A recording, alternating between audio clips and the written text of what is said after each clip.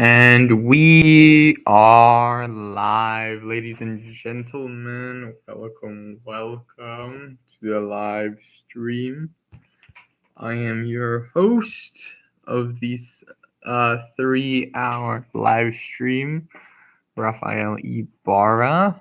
Welcome, everybody. Is the mic working? It's not looking like the mic is turned on. Give me a second. Well, in any case, we probably then using just a computer mic, which is totally okay. Window, make it Chrome all the time.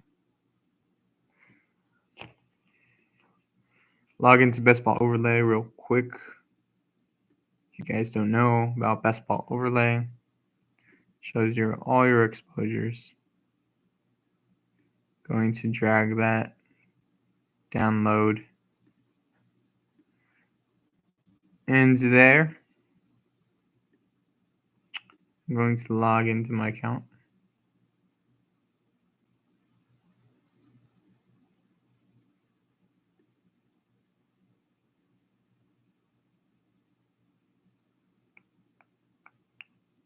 But I hope everybody's doing well this morning. And we're going to get started, ladies and gentlemen. This is the last amount I'm using for this year. So once that is gone, the year is over for BBM. It's kind of crazy, but it is what it is. You have to set a budget, ladies and gentlemen. You have to set a budget. Right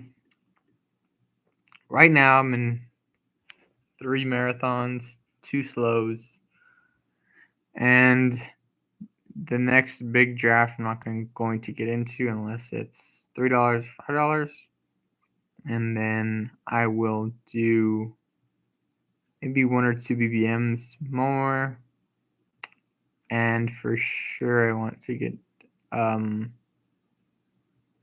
at least another 10 marathons in the books. But yesterday I did put in my pick'ems, so we can check that out. That'd be great. Let's see. Be live pick'em? Yeah. So my pick'ems are Joe Burrow higher than 4,100 yards, passing yards. I thought this prop was capable if he stayed healthy. So instead of betting on Chase or T, I decided to bet on Burrow himself, which if he's healthy, then of course the other guys are smashes. But if he's not, then I lost quite a bit of dinero. That's not the amount I bet. I bet $100 on 8 picks. They all hit. Should get my BBM money back and more.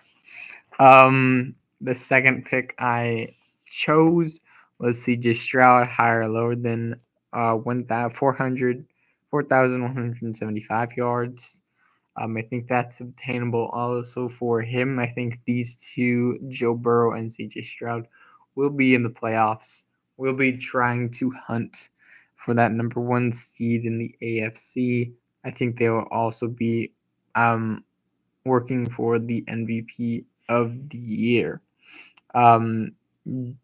CJ also has another passing partner in his in his roster, another wide receiver with Stephon Diggs.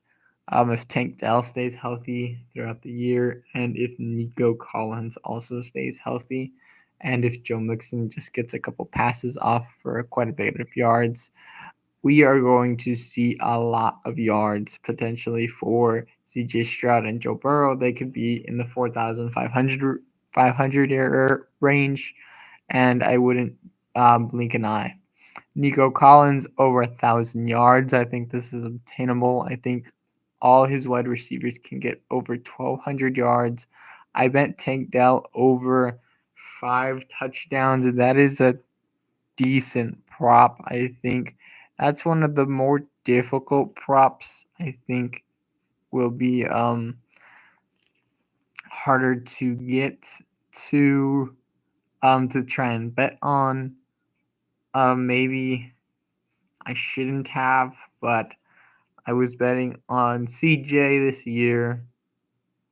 Higher or lower than 5 passing touchdowns. I think he can have a couple touchdowns that are deep balls and he just ends up in the end zone. Hopefully he just doesn't land on the 2 or 1 yard line a whole bunch of times. But if he gets in the end zone, that'd be great from a deep ball. I think CJ will do that quite a bit. Then we are doing Deontay Johnson higher than 4.5 touchdowns. We need him to hit 5 touchdowns at least. I'm betting on Bryce Young a lot this year, and then in my drafts, I have quite a bit of Deontay Johnson as well. That's a good line for him. Then I am betting on Jaden Daniels. Jaden Daniels higher than 525 rushing attempts. Lamar, I think he had 1,000 the first year he was in the league, first or second year in the league. But he's always had over 500 yards, and I think Jaden Daniels is one to rush more. Now, if he stays healthy, that's the bigger deal. If he gets to play all those games, or if he's just a better passer than Lamar, which I think he is at the stage he is at right now. But because he's just new in new in the offense and also new in the NFL, he might run just a bit more this year than a couple of years later on down the line. But I think he is going to be a smash for fantasy and for any drafts you do this year for best ball. James Conner is just a click I liked clicking earlier in the year. I will click him more towards the end of the year. More than 6 touchdowns. I think that's attainable. More than 5.5 rushing touchdowns. I think that's attainable. I do not think Trey Benson will get more than 25% of the snaps, and I don't think he will. James Conner is a receiving back. If they want to do that, it would be more for Trey Benson. But I also like Amari DeMercado, a guy that flashed last year. Even though they picked up Trey Benson, I think DeMercado is above him in the rankings, which is why, or above him in like the depth chart, which that's something you always want to pay attention to. Whatever the coach is saying, that's what's going to matter. It's not going to matter what these scouts are looking at. These reporters on the field and off the field that say, "Oh, this player looks good," or "This player looks bad." You want to just pay attention to the coach and their conferences as much as possible. Tyler Boyd, he's just always had over 7 touchdowns, so I just thought that higher was just a prop that I liked. I take a lot of Tyler Boyd in the 9th, 10th round. I think he's a really good pick in that range in the 90s to early hundreds in best ball. And if they all hit and Tyler Lockett, excuse me. If Tyler Lockett, damn, I can't believe it did that to him. If Tyler Lockett is a smash and everyone else is a smash as well. Tyler Lockett is the jersey that I will be purchasing with the winning amount. Hopefully I can get that signed too. But Tyler Lockett is the guy I want. Let's see. Let's just look up Tyler Lockett jersey. I will most likely get just the standard one that he's played in for lots of years. I do like this wolf gray looking one. I think that's good looking. But 16 has always been a number that I've liked too as well. I can get it framed and signed. Maybe I'll get one like that. But Tyler Lockett, one of my favorite Seahawks. When I started watching the Seahawks and being a Seahawks fan a couple of years ago, he was one of my favorite wide receivers. Props to Jermaine Kearse and Doug Baldwin that have put in the work throughout the years. DK Metcalf now, and hopefully JSN in the future. But I need one more year out of Tyler Lockett with 5 touchdowns. So praying that guy stays healthy. Knock on wood. But yes, like you say, flex $100 to get 7,000. That's 8 hits that I have to make. But if I make them, they're a total smash this year. Let's go to the rankings, ladies and gentlemen. We have the list of the players we wrote down. Do I have a pencil in my bag? I have a pen, just fine. But we need to still see many of the players that I have exposure to, if they are moving up, if they are moving down, if they have not moved, just kind of unlikely.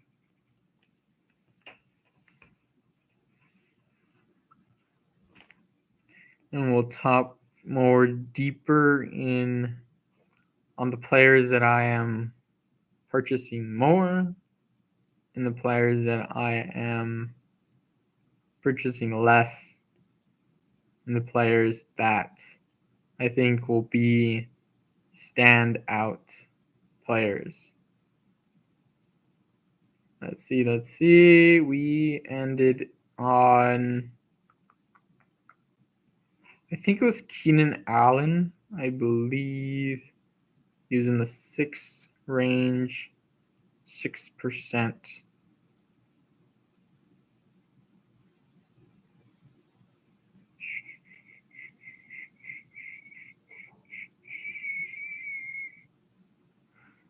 I hope everybody is enjoying the channel. I enjoyed talking to you guys. Leave your feedbacks down in the description. Let's see.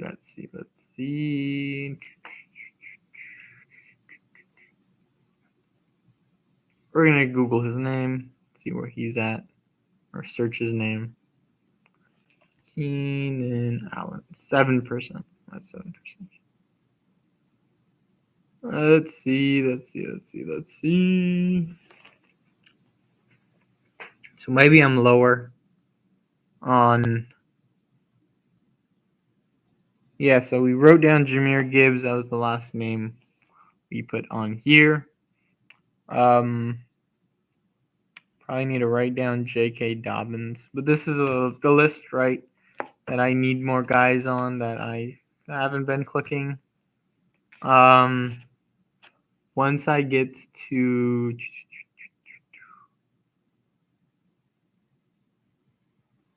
So this is the range. After I get probably past...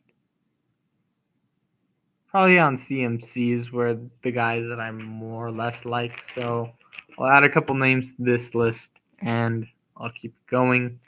Keenan Allen, I do bet on Caleb Williams a lot as a quarterback.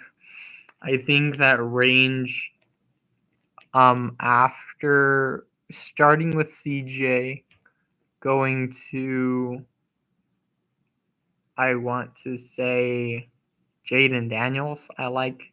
Then I don't take quarterback. Then I take quarterback in the range of Geno Smith downward. Or maybe you could say Kirk Cousins and Aaron Rodgers downward. Those are better quarterbacks, in my opinion, for the price that they are, or just undervalued quarterbacks for where they're going. I was seeing highlights of Devontae Adams last night. Or Josh Downs last night. He's another wide receiver that I want more exposure of. I thought I was clicking more of him, but we shall see where he is at on my rankings and on my exposures.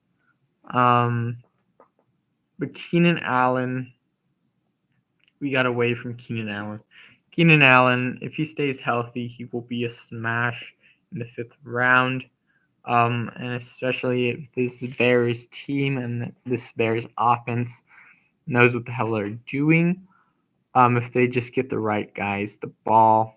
I do click a lot of DJ Moore now, clicking a lot of Rome now and before.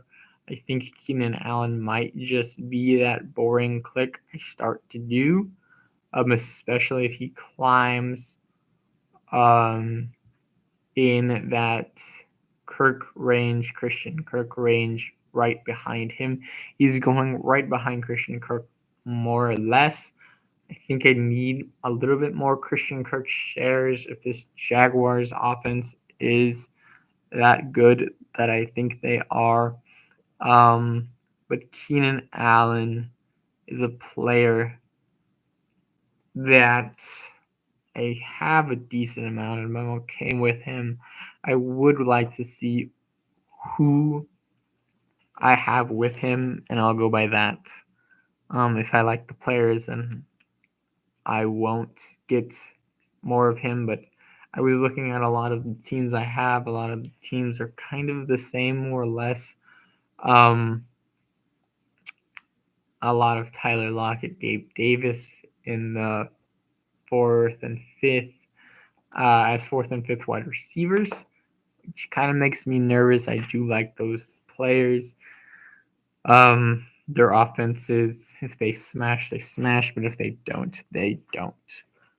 Those are probably very volatile guys. Tyler Lockett he'll give you 14 points per game. Gabe Davis, if he smashes, he'll give you like 20 or 30. But I think he'll be more stable in this Jaguars offense. But hopefully he can still give you that volatility, which is what I'm looking for, which is what I'm drafting for. Keenan Allen, he is just a guy that's priced in the correct range, which is why I do not seem to click him all that much.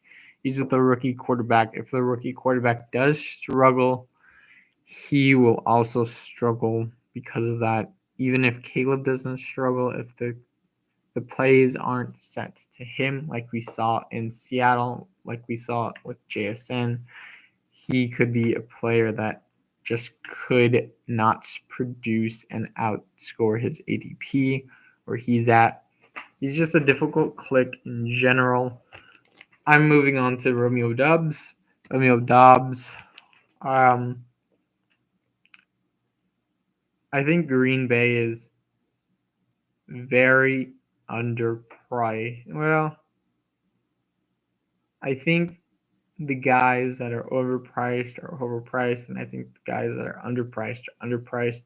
They all should be going like the KC guys, all in like one row. But in terms of like where they're going, they should probably go all in this Romeo Doubs range. I think this Green Bay offense will be okay. I do not think they'll be better than the Bears. I think the Bears have more talent on offense. They don't have the better coach though, and who knows about their defense? They could have the better line, which gives Jordan Love more opportunities to look for open receivers. I think that's a reason why you want Green Bay. Um, when I look at players I like, I just to let you guys know. Look at the yards, look at the targets, look at the offense, look at where they are in the depth chart. If they're the number one, number two, do I think they're the number one, number two, number three in their offense? Um, do they get lots of touchdowns? If they get middling touchdowns and that is stagnant 3 years, I'm more likely to click that because I know how many they're going to get, or I kind of know. But if they had more touchdowns last year, most likely I will diverge from them just because touchdowns is a volatile um, stats in best ball and in fantasy, and which is why I do not have a lot of Mike Evans this year. I think his touchdown progression could go down, but he is the number one option in that offense, and if that offense is doing well, which I think they will, I think there'll be a broke version of the Green Bay Packers, but the Packers are cheaper offense with more weapons, which makes it very difficult to read. Um, the Bucks did upgrade on their line, which a lot of people do not know. They upgraded in their run game, but I think that's another player that we need to get to later on in that rush game in the Bucks offense. But Romeo Doubs, like I said again, that Green Bay offense, he's an okay click, not the best click. If you want upside, I would shoot for either the two players above him or Dontavian Wicks, the younger player. Um, but Romeo Doubs, he's going to get starting snaps. I do like clicking Luke Musgrave a lot. I think he could have 500 yards and be right where he is going. I think he's a fine tight end too if you go with like a three tight end build, or if you go elite and then him. But we'll probably get to him later on. I haven't seen his name. Curtis Samuel. Curtis Samuel's a player that is kind of difficult. I think they're going to run the ball a lot with Allen and Cook. And I think the past game, I think other analysts have it correct, where it will be Kincaid. I think Curtis Samuel gets it in the middle of the year, gets the ball in the middle of the year, and then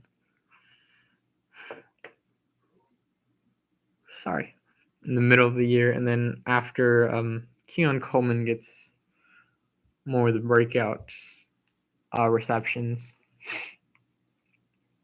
That Bills team is just kind of difficult to look at. I think if you want to bet on the Bills offense, I would take Cook and hope for touchdowns.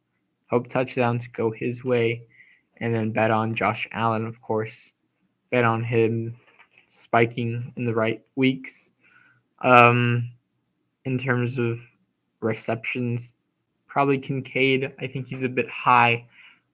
But Josh Allen is a good passer. And I think Kincaid could be possibly better as a pass catcher than, let's say, Kyle Pitts. The only thing is, the reason why they're going in relatively the same range is because the concentration of the offense. There's there's better players in the Bills offense than there are in the Falcons offense.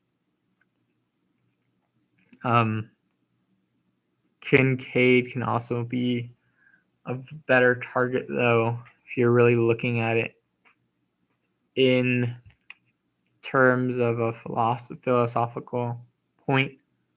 Just trying to get into the mind of how the coach will and how the players will play and how the coach will coach. Josh Allen is not a pocket passer like Kirk Cousins.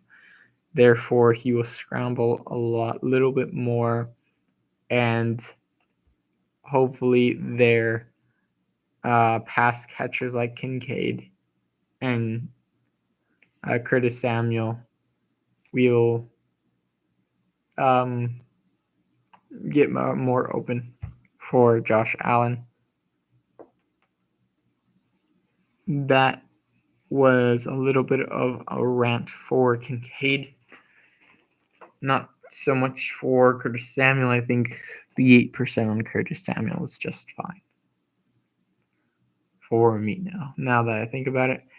Darnell Mooney, I think he's the cheaper option for Curtis Samuel. If you think Kirk Cousins is that pass catcher still, and you think this offense won't be, I think it'll be a slower offense. I think it'll be like more the Rams offense. They run the ball in a ton of times, which is why I draft Bijan over Breece, Bijan over Jahmyr Gibbs, and which is why everybody else does. But if Kirk Cousins does pass the ball more, I would rather take possibly Darnell Mooney over Kyle Pitts in the range that both of them are going. I think Drake London is just a hard click for me.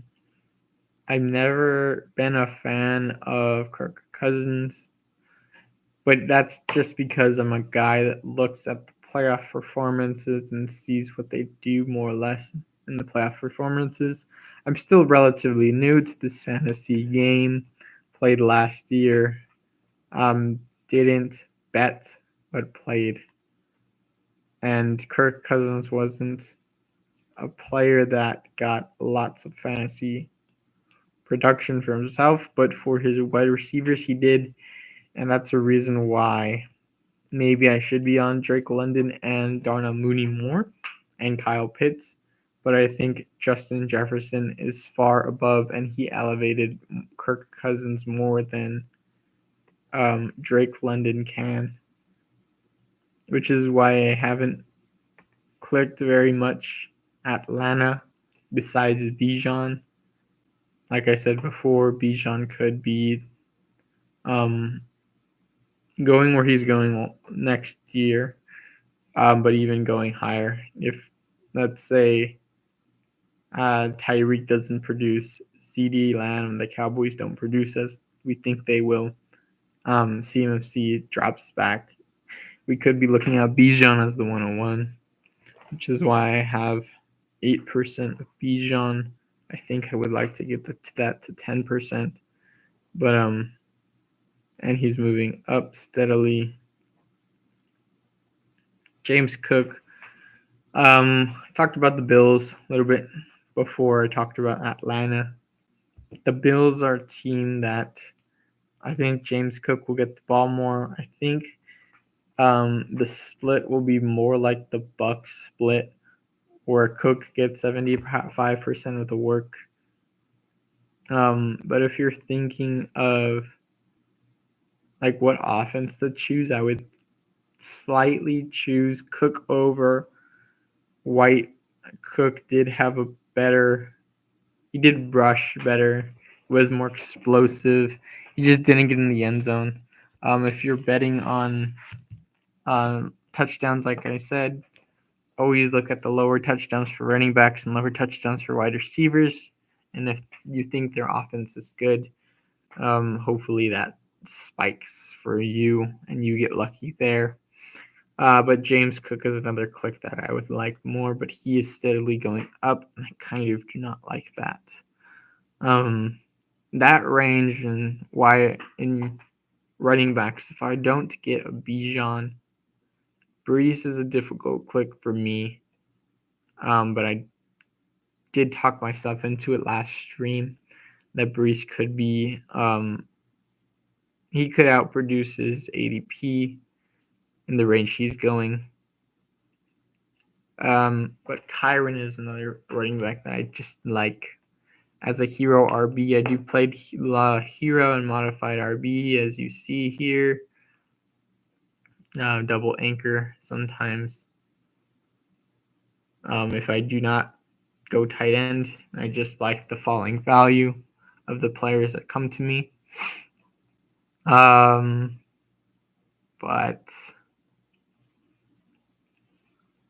that was the James Cook rant. CMC, no explanation. If this guy is healthy, he will be the 101 once again. That was hard to say. If this guy is healthy, CMC will be the 101 once again. Jalen Hurts. I'll talk a little bit about the San Francisco 49ers offense when I get to Debo and when I get to Ayuk. I think I talked about Debo though. Yeah, I have him as the second guy on my list over here to players that I need to get that could hurt me. Okay, then I'll talk about the Niners. If CMC is healthy, CMC will get majority of that work, and the Niners will be humming. If CMC for some reason gets hurt, it kind of hurts Debo, I think. And if I want to bet on the offense of the Niners, I want to bet on CMC and not Debo. Debo, you can see him getting exposed in that Super Bowl last year against the Kansas City Chiefs. Now they are the Kansas City Chiefs. They won't be playing the Chiefs 17 times a year. But if defensive coordinators are smarter, they will pick up on what they saw and how to play this team. I think the division is getting better with Seattle and Arizona, at least more feisty.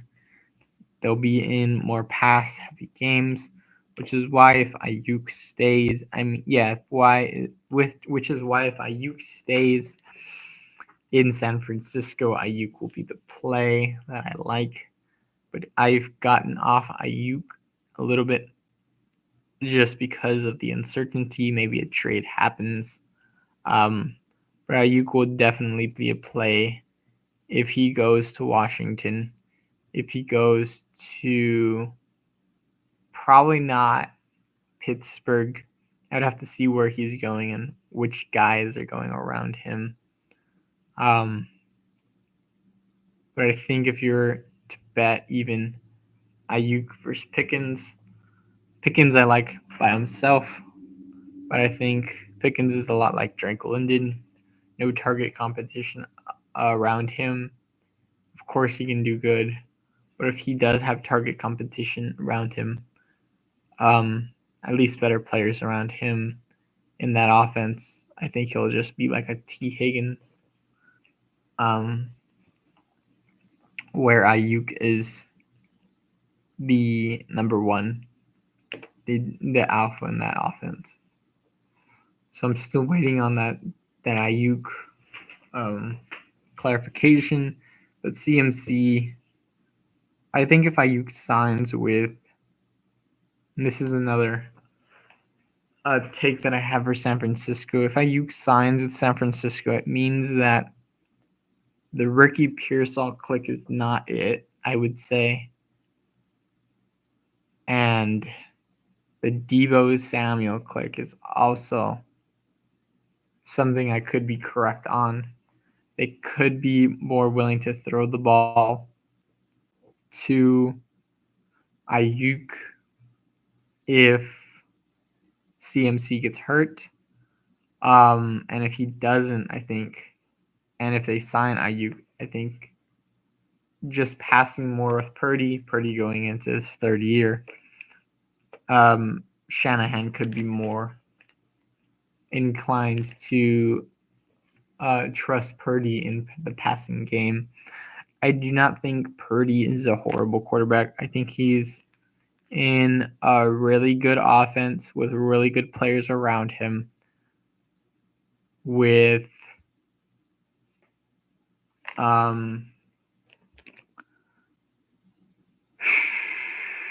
he's a broke man's Joe Burrow, but not that broke. I think he's a bit shorter, not as mobile. He does stay on his feet more often, meaning he doesn't get as injured. But even if Purdy gets hurt, I think you want CMC. You're not going to want Deebo, especially not Ayuk. But like I said again, and if CMC gets hurt, I think, and if Deebo and if Ayuk gets dealt, I think Kittle is the play. I'm just betting a lot against Deebo this year, which could hurt me. He's a player that can get schemed up a lot. I want to see what they look like. 49ers schedule 2024. So they play the Jets opening, Vikings, Rams. Patriots, Cardinals, Seahawks. So it's going to get difficult. They should win the first two at Los Angeles. I think they dominated Los Angeles. The players should be healthy. They should have that one. They should win the first 5,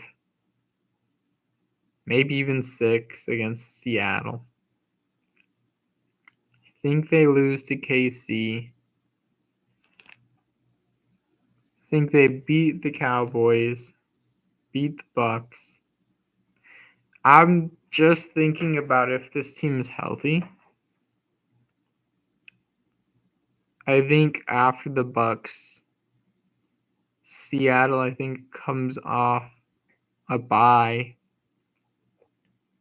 I think after the Bucks could get rough for the Niners. Could possibly lose 1, 2, 3, 4, 5 games in a row. I think they'll handle the Dolphins pretty well. They could. I don't think they're going to win as many games as they did last year. I think if all the players are healthy, though, Purdy plays the way Purdy's played before, they should be a good team to bet on. But I think this team might have injuries this year, which is not something you want to bet on. But when you see a healthy team, an older team, have a really long push in the playoffs, it's something you kind of want to stay away from the next year. Jalen Hurts is a player that I probably need more of. I don't see him as an elite passer. He is probably more of a game manager.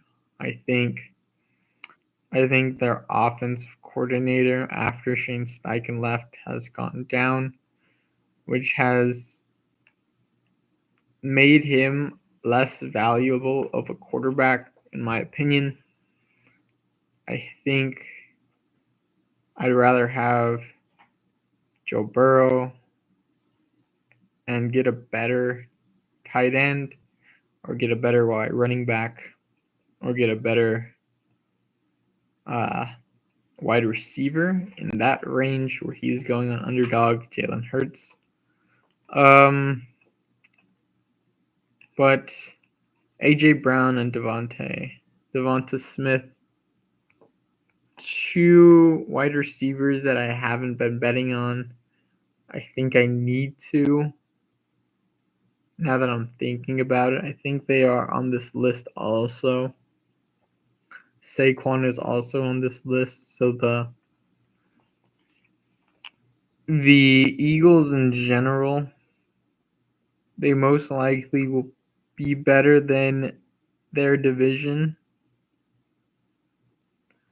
And at first, when I saw Saquon to the Eagles, I thought, okay, this team is going to the Super Bowl, or at least going to have a good push.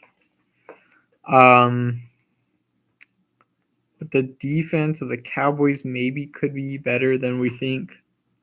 And if their if their running game is just on par with what I think the Eagles could have a tough time against them. And then if Washington is what I think, and if the Giants are just not horrible, I think the Eagles are a team that I want my exposure blanket a little bit higher because of the players that are on that team, with the offensive coordinator and the offense and the head coach and the defense that is pretty new, with lots of rookies. Kind of a team that you want to be wary of. Injuries from Saquon. Hurts has gotten hurt a couple times this last year. I think I would like to get all these players to 10%. But I think it could be difficult. Bijan Robinson. Bijan. I talked about Bijan a little bit before with Atlanta, but he is yet another player that I want 8 to 10% of. I think the way I want to take it now, though, is I want running backs in maybe that before that dead zone, where before you get to those running backs on horrible offenses. I think the market has played that pretty well, where the better running backs that are on better teams are going higher. I want to stay away from Kamara because of that offense. I don't think it's going to be all that great. Maybe it's middle of the pack, but I don't think he will hurt me. He's an older back. I don't think Zamir White will hurt me. That offense will be bottom 5, I think, which is why I haven't clicked the Raiders a lot.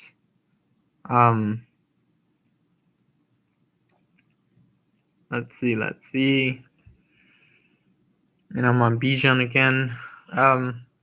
As I was saying, probably want another couple 2 shares of him in the smaller boards. Once it comes out, hopefully it'll come out.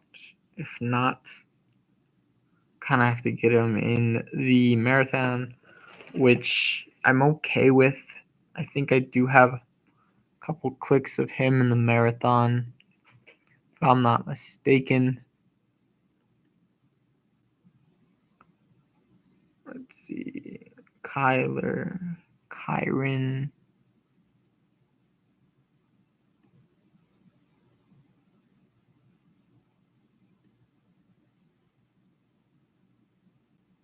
So no, I do not. Yes, I do. I have another share of Bijan, which that won't go super high, but it's another share.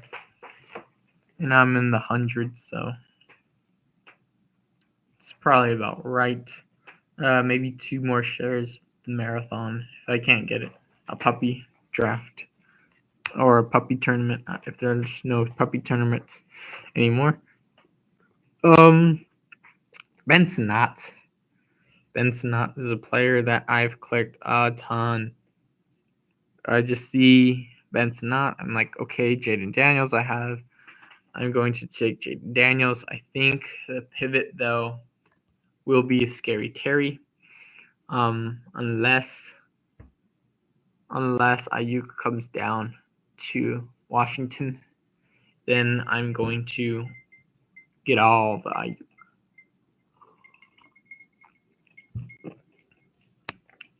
Today I have coffee. Early in the morning. It is draft season. It is coffee season as well. Malachi Corley. Malachi Corley is just a play on the Jets, on Aaron Rodgers. I think I just need more Brees. I think where Corley is going, I think it's just fine where he's being clicked, which is why I'm fine taking him. He was going earlier and now he's going later for some reason. Maybe that offense isn't humming as I think it is going to be right off the bat. But I think they're going to get in a rhythm down the stretch. I think he's going to help down the stretch. His bye week kind of doesn't help though. But Corley, if he can just get schemed up by that offensive coordinator or Rodgers knows what to do with him. The only thing bad about the Jets is their coordinator isn't all that great. And then if Rodgers doesn't play to the expectations that I have, the Green Bay Packers will not, the Jets will not be as good as I think they will. I think they're hovering around 10 wins for me. Let's see, Luke Musgrave. But Corley, like I said, Corley was, like I haven't said though, Corley has been a player to diverge away from Tyler Conklin. I was grabbing a ton of Conklin. I do like Conklin. I think he's going to put up another 600 yards. But I think his touchdowns are going to go up. So that will put him in a range where he should be going around Dalton Schultz. Even higher than that, like in that Goddard range. And I think Tyler Conklin is underpriced. But Corley is just another guy on that team that I think, like I said, is undervalued. If that team is good, then Corley is underpriced. Luke Musgrave. This is a guy that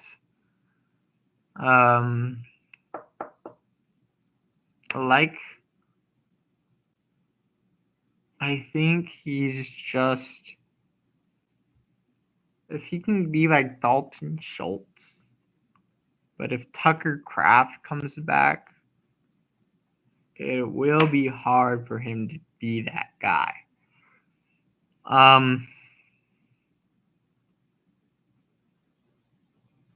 I think I got to probably get off Luke Musgrave, probably grab a tight end that goes a little bit higher, maybe even more Bowers. I do have a lot of Bowers.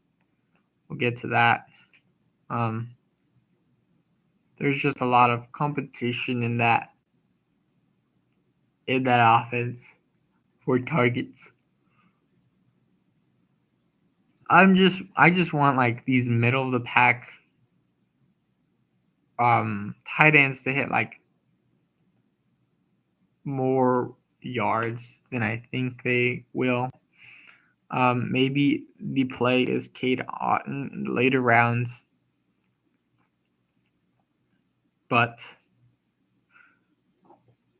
I think Luke Musgrave is just. Now that I'm really thinking about it, I think that's a bad click, in my opinion. But I do like him. I like his bye week. I like the teams he plays in the playoffs. Luke Musgrave. Josh Reynolds, don't worry about him. I am clicking him a ton. I was clicking him a ton in the lower rounds, in rounds 18. I saw his contract. I was like, $14 million through 2 years. No wide receivers in that offense. Josh Reynolds. Give me all the Josh Reynolds. He played okay in Detroit. He could smash his ADP. But if he's like wide receiver 50, and he's going as wide receiver like 80, 90, doesn't do that great of a difference. He could hit my lineup like 2 weeks or something. Maybe when I need him. But he was kind of a fun play at the end. T. Higgins. I've been staying away from T. Higgins. I got my exposure blanket. I just don't like the click.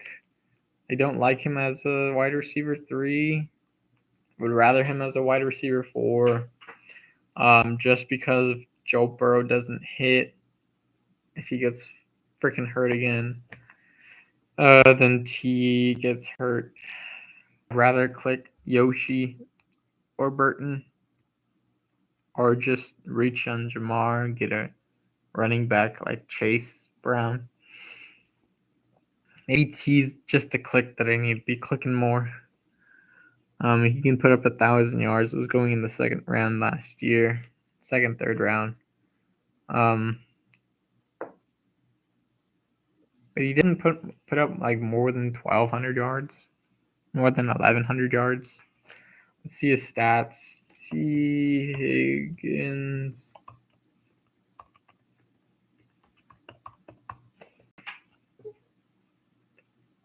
Yeah, not over 1,000 yards.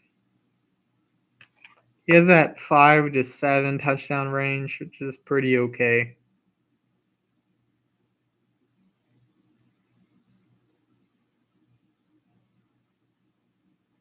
I don't think he gets a lot of receptions. That's why. I think these younger players can hurt T. That's why. There's a lot of players in that offense. I think Jamar will get his, but I don't think T is necessarily written to get his, like Devonta Smith or Waddle, which is why T's not going in that range. Analysts are pretty smart about T. T's like Christian Kirk, but on a team that I like even more than the Jags. His competition isn't as bad as Christian Kirk's, like as good. Which possibly means T could hit, and we could like be questioning that. But let's see, another guy that I like.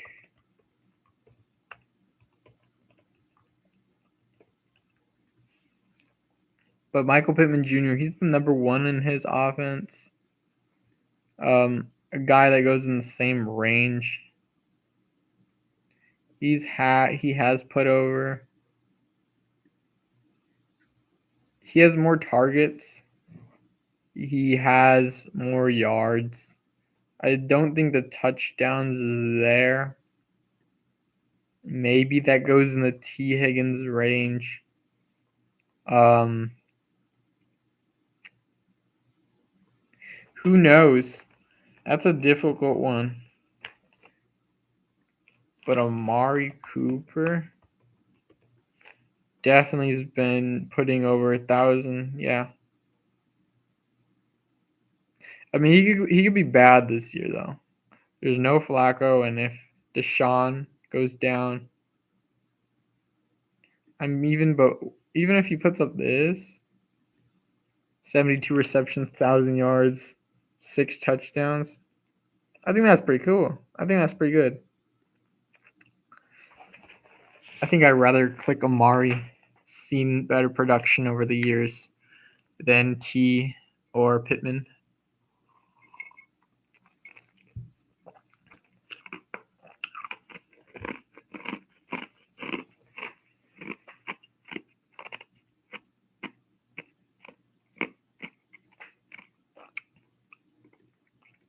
Christian Watson, another player that, like I said, that Green Bay team. He's just a player that you need exposure to. I need more exposure to probably Christian Watson. I'm gonna put T. Higgins on this list. I'm also going to put Christian Watson. Just because I need more Green Bay. Bucky Irving. He's going up. Hopefully he doesn't go up too high. I think if I want a running back in that range, it'll be J.K. Dobbins, which he's going to go up even more, but I don't think Bucky's going to get more than 30% of the offense of the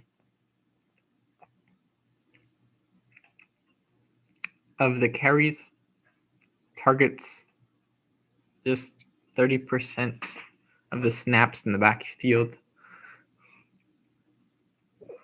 He's smaller back. Not on Bucky. Offensive coordinator is questionable now.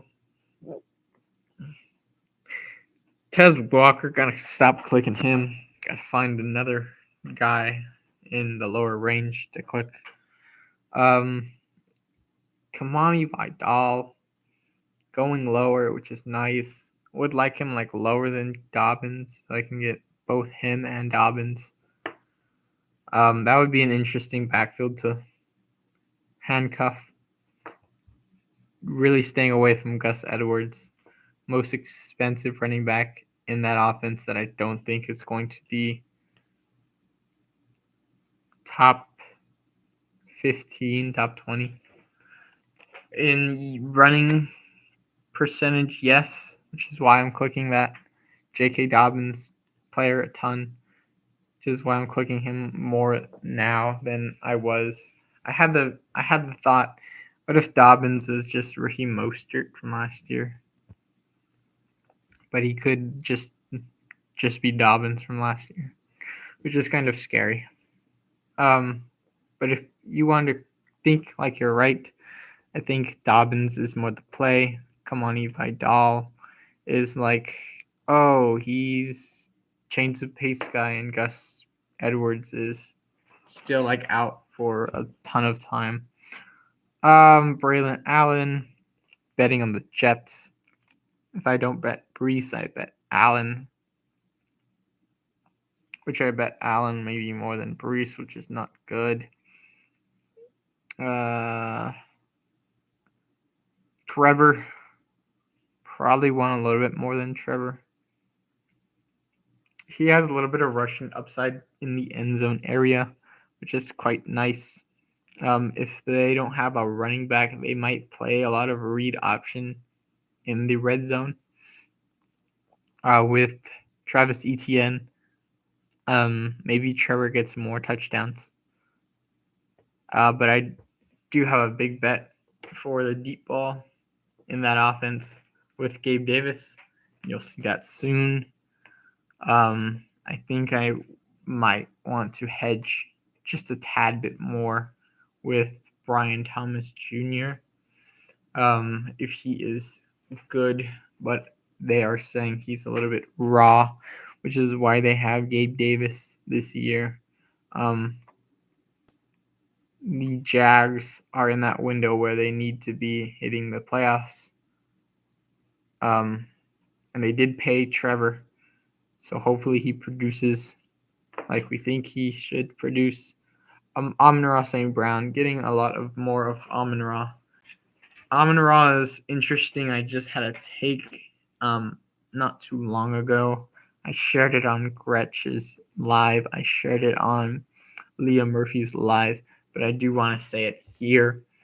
Amon-Ra will hit about like last year, or even more potentially, unless if David Montgomery gets hurt, or if David Montgomery doesn't produce like he was producing before, if this offense is throwing a lot more in the red zone. But I think Amon-Ra gets hurt, which is why I'm kind of staying away from Amon-Ra with like Garrett Wilson over Amon-Ra, because Garrett Wilson is such a concentrated offense. The Lions do have a really good offensive coordinator, and they'll probably play from the lead a lot, which is why you might want more David Montgomery.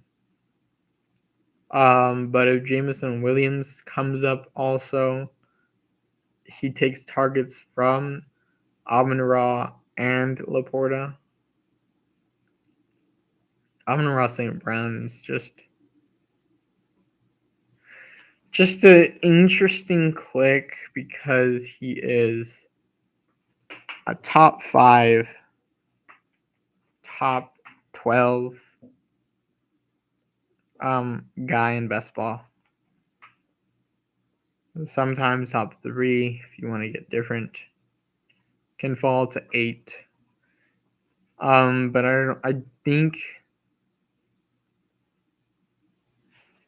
I don't think he's hit his ceiling, but I think his ceiling might come sooner or later if Jameson Williams hits, which we are getting a lot of talk from coaching in that Lions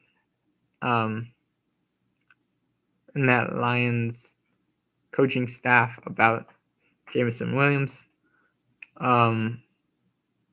which is why you kind of want to put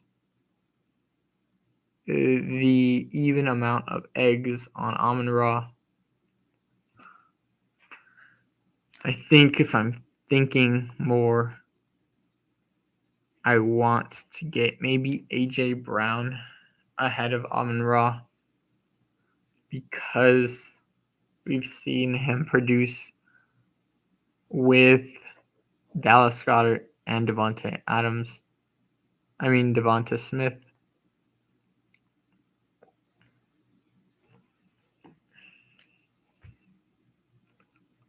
But we haven't seen him with as good of a running back as Saquon, so they could run the ball just a tad bit more.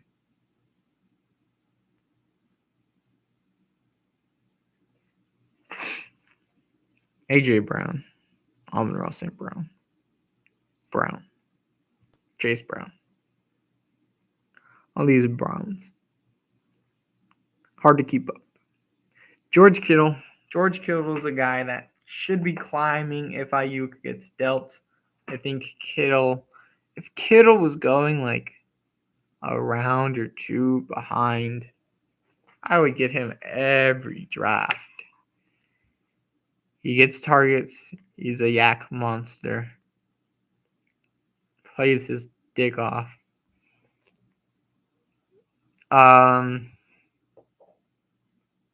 He is just an absolute tank. He was hurt last year with like an abdomen injury, which is what I've read. So if he like progresses, if they get the ball to him more, if, like I was saying, if Purdy throws the ball more, just Purdy is the guy. He elevates this offense. He elevates even Debo. If Ayuk stays, Ayuk produces once again, and Kittle produces even more. Jake Ferguson. I think he's a okay play. I think he's gonna be looked back as all right. Like he was going in a range where we were comfortable with him. We were picking him kind of, but it wasn't an upside play. He's in that pseudo elite tight end range. Where if you're thinking about going with a player being average, just hitting like what we think he should be hitting, 14 points a game, or if they're a quarterback, 18 points a game, 16 even on the low end, 20 in the high end. To be set stagnant throughout the year, to not hurt us but help us, Ferguson could be the play. I think Ferguson and Kittle is an interesting combination because Ferguson offers that high floor, whereas Kittle offers that high ceiling. So if you get both of those on the same offense, on the same team, it's very interesting. Ferguson, though, he's in a concentrated offense. I think if you want to bet on an offense to be more pass heavy than Atlanta, then Kyle Pitts, I think Jake Ferguson is the bet. I think he's going to be the number 2 if for some reason Brandon Cooks does not produce, if he goes down even more. I think Brandon Cooks is an interesting play as well. I want maybe 2% more of him, maybe 1% more of him, maybe just a pick more of him. Just because I think he will elevate this offense to where drives stay available for the guys we like, for Jake Ferguson and CeeDee Lamb. So Brandon Cooks is just a player more football relevant than fantasy. But I do like Mike McCarthy even more than possibly I do like Mike McCarthy and Dak Prescott more than I do like let's say Doug Baldwin and Trevor Lawrence. I think Dak might be dealt next year. He might leave Dallas if he doesn't get, I'd say, a contract upwards of $70 million a year for at least 2 or 3 years, which is an absurd amount. But I think if you're not going to surround this guy with players, I think he is the right move to make if he is put on a good squad. I do not think Dak will hurt Ferguson. I think Ferguson, though, will help Dak if this offense is good. Jake Ferguson, write that guy down.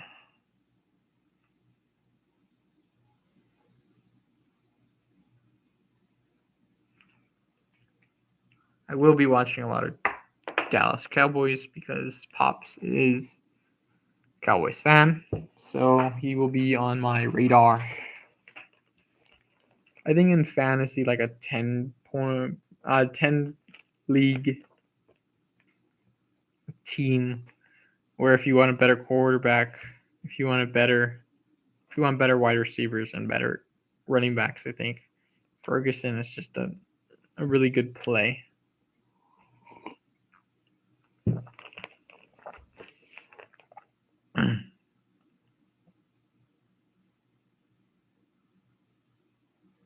Cooper Kupp. I wish I had more Kupp. Think I'm going to grab more Kupp.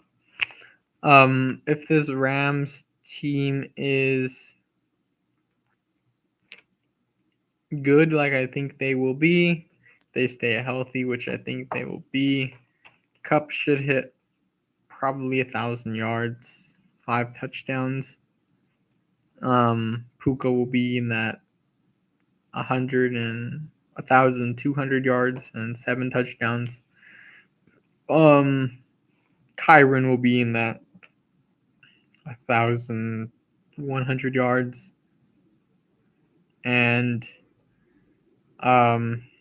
Stafford will probably throw for 400 yards. I think Kupp hurts Puka, but Kupp makes this offense and this Rams team just that more viable. Kupp is an X factor. He is a very good click, I would think, in the second. He was going in the first round, I believe, last year, or the second. Not too sure. Wasn't drafting, like I said, a ton. I was watching more what players are being chosen, why, more for the league in general than for fantasy. Kupp was out last year. Went on Edelman's pod, Games with Names, saying he felt better. I think Kupp could be a sleeper pick, and I might want to take him in the second round. Get a unique combination of players.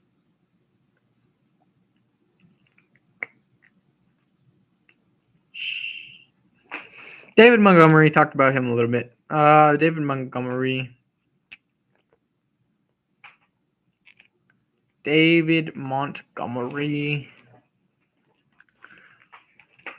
Let's see. I'm trying to think. Where does Kupp go? 27, so middle of third. So if I wanted to reach on Kupp, I would have to reach.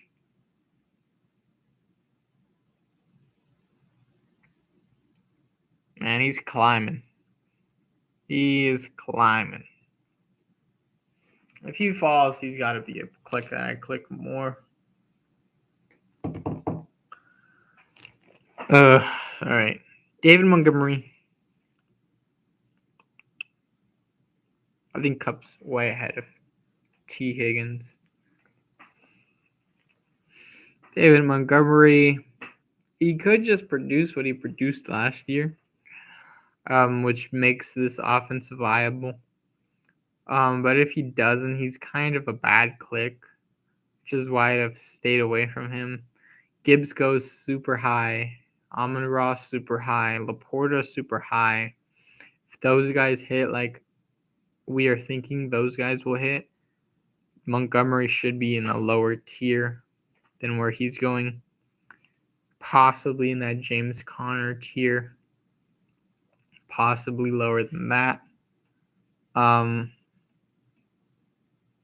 think I'm okay with those clicks of David Montgomery. Maybe one more share if I'm really solid at wide receiver. If I got a decent tight end, elite QB.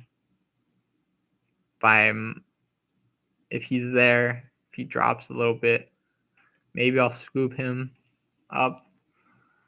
I don't know what his props are at. David Montgomery stats. 1,000 yards, 13 touchdowns. I think he's more like this Bears. Maybe this Bears stats, 800 yards, 5 touchdowns. Which isn't great. But I think they're going to give the ball to him a ton. Gibbs will be more the pass down back. End zone guy, though, who knows? Could run it in a shit ton, which hurts St. Brown and Laporta. I think it hurts Laporta more, if I'm being quite honest with you guys. Amon-Ra had how many touchdowns last year? St. Brown stats.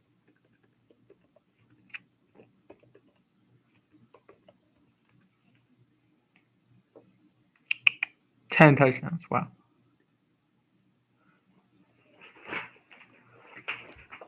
See, and he was getting like 27 half PPR points. I think a year. I mean a week, which isn't horrible. I'd rather my top wide receivers get more in the 30s, low 30s, which is just a 4-point difference. But if you have just a tad bit weaker tight end, that very much helps, or a tad bit weaker second wide receiver, or a tad bit weaker quarterback, just an elite wide receiver one just is better. Let's see. Amon-Ra, Cobb, David Montgomery, Jonathan Brooks. He could be a dead end wide running back, and we don't even know it.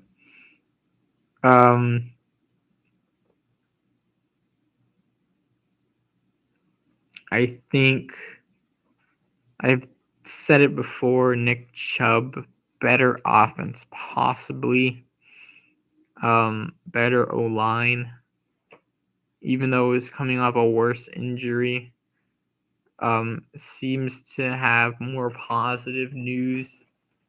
Maybe the Panthers are waiting for Brooks to be a standout guy later, but I think Brooks falls next year, and next year is when we want Brooks coming off another year off an injury.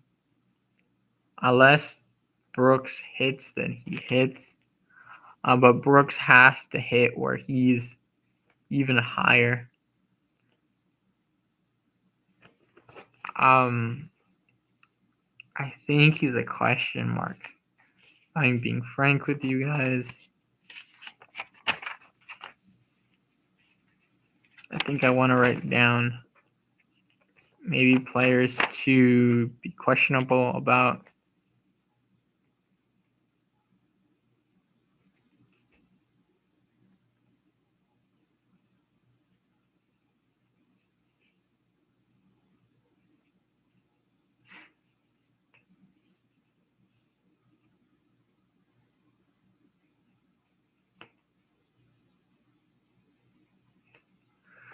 Jonathan Brooks. Brian Thomas. Can't go over Joe Burrow. I can't push him to 90. Wish I could. I just see him in like the 70s and like, scoop. You got to get my guys. Team them up with T.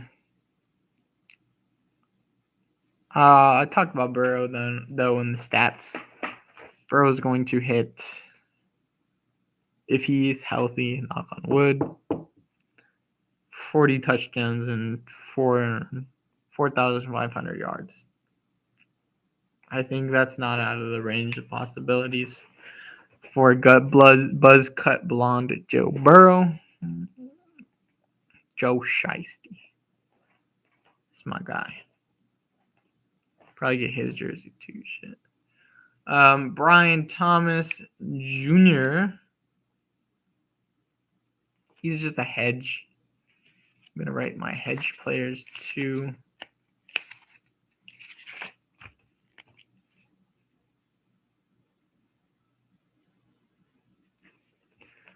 Brian Thomas Jr. If Gabe Davis for some reason goes down, God forbid, knock on wood. And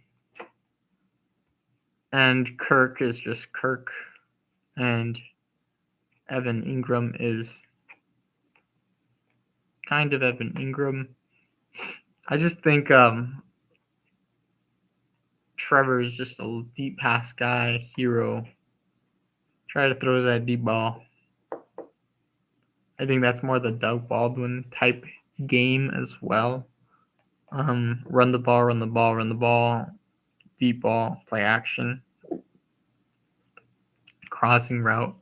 Brian Thomas, Nico, like Nico in the second round, like him a lot.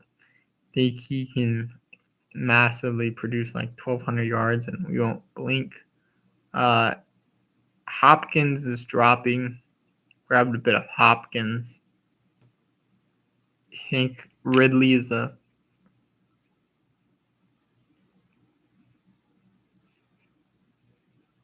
hedge against Hopkins. Jalen McMillions, if this Bucks team is good, McMillians is a play. Michael Wilson, I like him as a wide receiver 2. I think he's the clear 2. I think he's a good wide receiver in that range where he was going. In the 180s, 160s to 180s, more or less 170s. Devin Singletary, probably a dead zone guy because of his team that he's going to be on.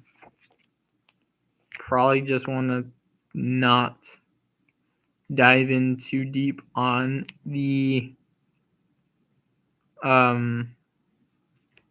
Giants super early.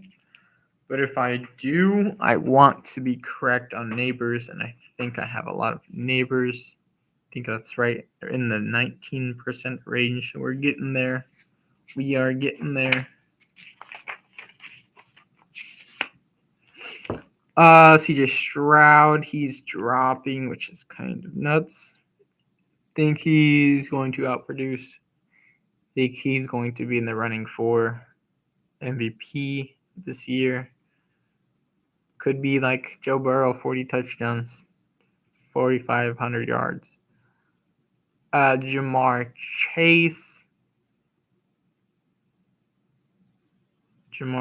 12 touchdowns, 1,400 yards. Mine 101. Just a clear tier above his target competition in that offense. Clear alpha. Unless for some reason they get like Ayuk or something, then it's a lot more interesting. Interesting for Burrow. A lot more interesting. Horrible for T. That would be nuts. Ayuk, have that Ayuk share. He's going up. Maybe he got traded. Hold on. Ayuk news.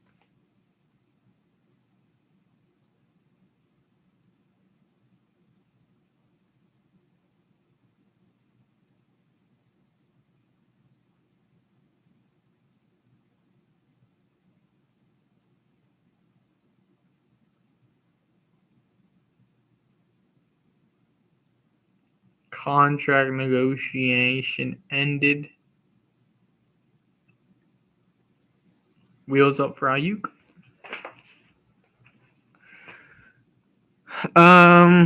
He probably got like 28.5 a year.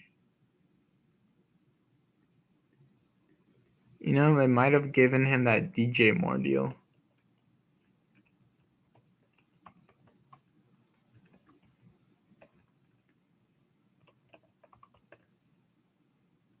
It was what, 3 years, 4 years? Oh wow. Yeah. I think he's worth that. 26.5. Brock Purdy. I like Purdy. I like this 49ers offense. like this 49ers team. Nice bye weeks. Brock Purdy. Broke man's Joe Burrow. Won't throw as much. Great offense, though. Players around him, they stay viable. They stay healthy. This team will be good again. Anthony Richardson. He's dropping. I think I'm okay with him at price.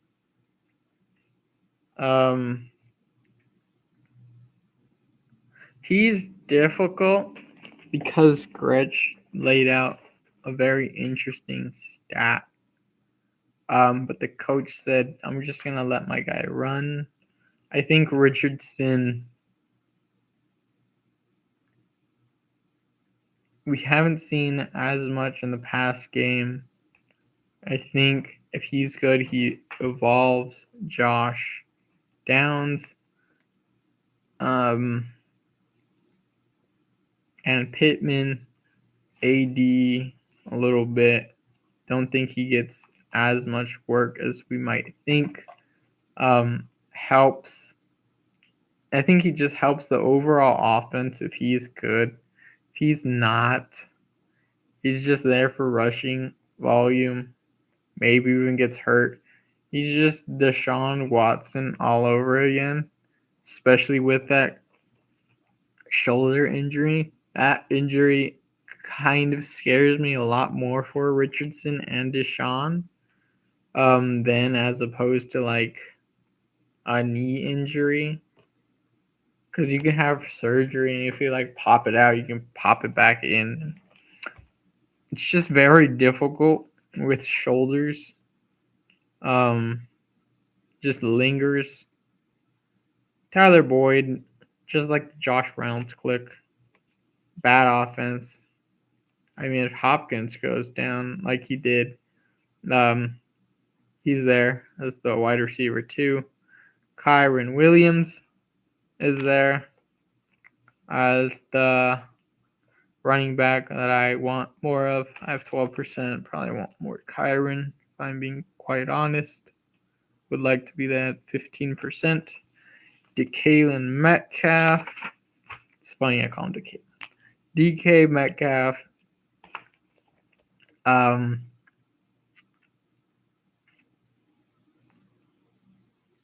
Don't think he's a separator, even though I'm a Seahawks fan. But I think he's a target in the end zone for sure because of the size.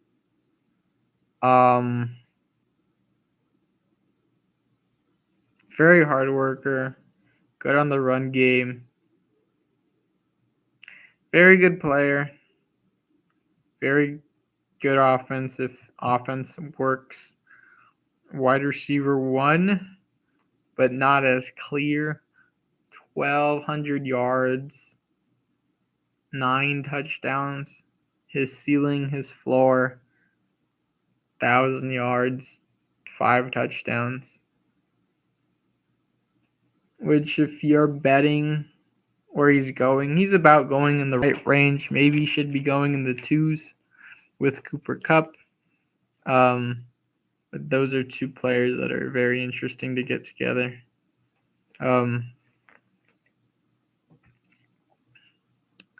Dalton Schultz. 500 yards. They re-signed him. Maybe you can get in the end zone 3 times or something. Maybe should be the play. I've seen him produce more than, let's say, a Musgrave or something, but that offense gets better, more competition. I think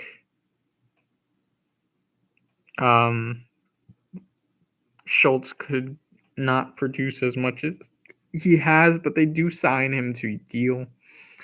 Mark Andrews. Mark Andrews is a play. A lot of people like Andrews Lamar.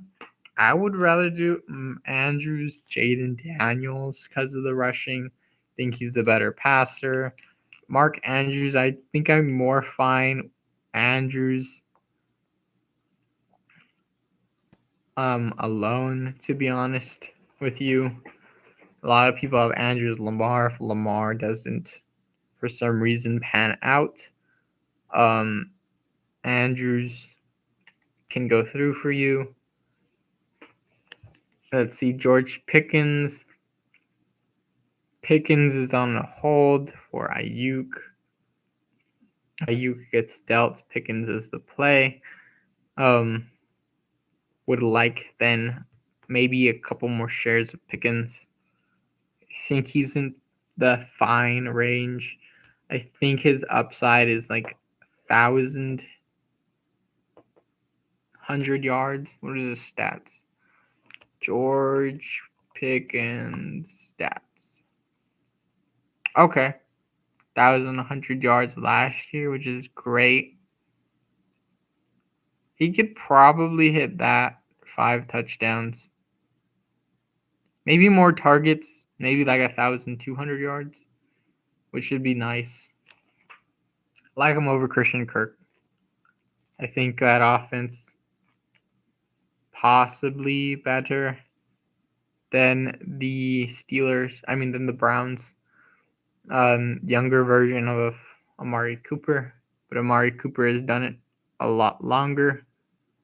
So we could just see George Pickens being a play. Pickens.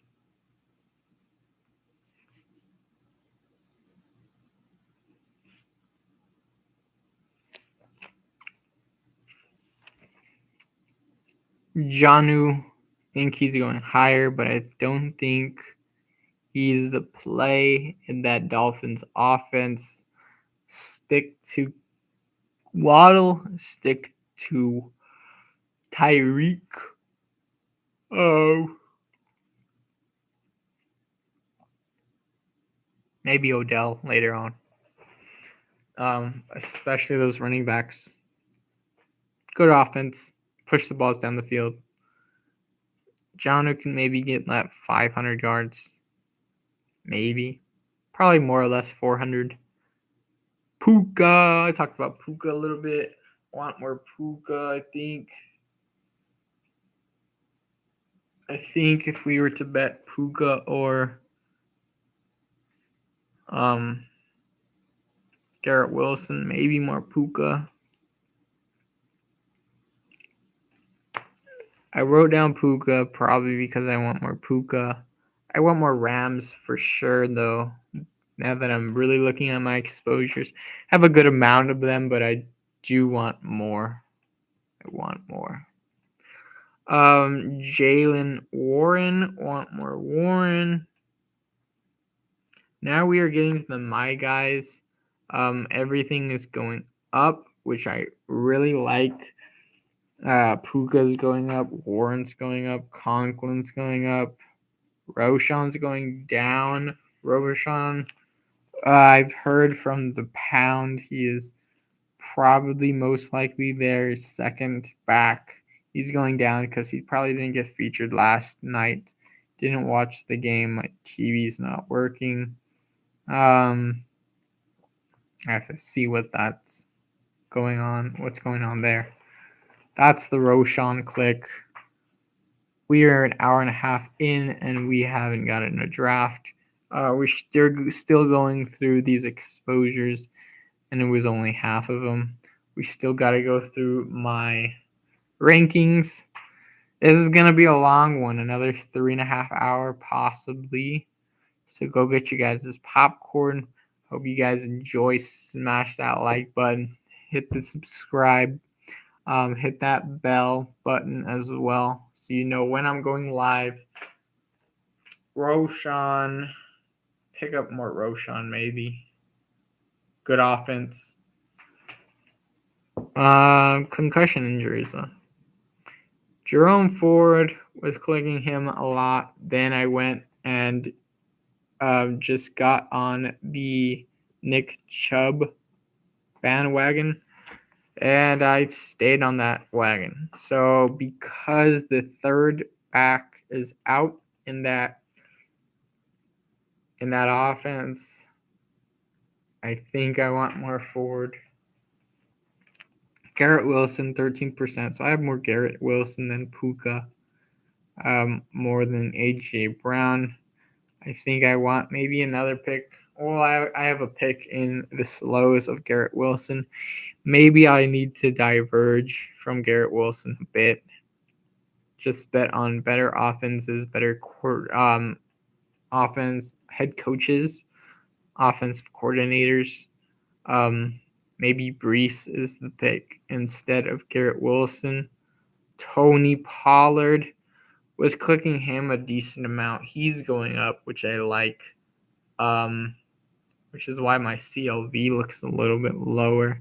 Hopefully it looks good at the end of the year. Brian Robinson.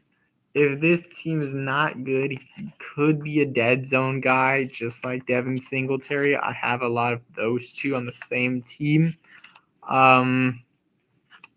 He's an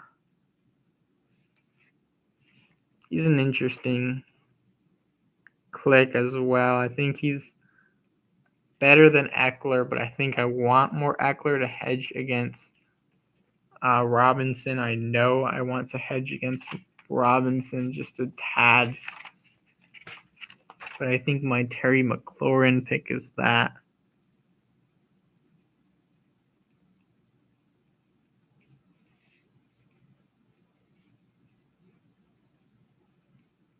Austin Eckler. Jaleel. I was clicking a ton of Jaleel. Maybe he's just the first and second down back. Maybe he's the pass game guy. Denver's not really an offense I like clicking. I think they will be bottom 10 offense, bottom 5 to 10 offense. Very slow pace rookie quarterback that wasn't not as highly drafted. Coach I'm not into as much as other people are. I think I want to trust myself and to pick against the Denver Broncos. I'd rather pick Dobbins, questionable Dobbins, and Jim Harbaugh, a team that I'm also questionable about. I think they have a better squad, better coach, better quarterback. Let's see. Isaiah Likely. I was clicking a lot of Likely because I was hedging against Andrews. Need to stop that. I don't think Likely will be a play per se. I'm not a Lamar pass heavy guy. I don't know where I have him ranked. No, he's not high. He's around probably where he's going. I kind of skip him over now a lot. Just look for the guys I like. It's the pick your guys season now, so the more guys I can get at better values, I will get. And if not, kind of diverge away from ADP, maybe get them around earlier because I want my guys on my team. Isaiah Pacheco was clicking him a lot. Now he's going even higher. I think he's a decent pick. Good running back. Great offense. Don't run he's James Cook. I think Cook is going to get more yards as a rusher, though. Let's look. James Cook stats. 1,000 to 112, 22 yards. ISA. You don't spell IAH. It's ISA. ISA.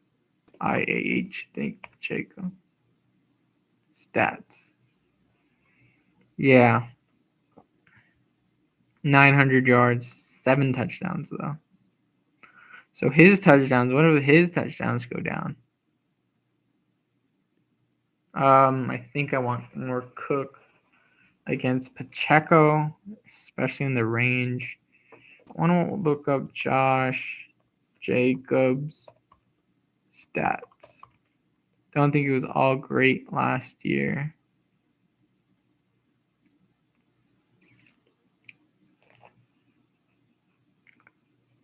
Wait, this one. 800 for 6. Should have more than that. Should have like 1,000. I think he's an interesting click as well, which I need to get more of. I think I have Jacobs on here.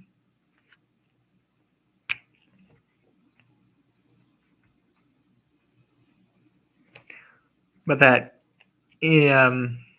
dead zone area, I think I want to bet against it. I think I just want to bet on good running backs and good offenses. I think I want to bet more on or more against elite tight end. I want to get that pseudo elite tight end. If things break my way, I can have an elite tight end. At a cheaper cost, I can have a better running back than a bottom 5 running back and a bottom 5 offense, and go 0 RB. I just want my roster filled before anybody else has a better roster filled.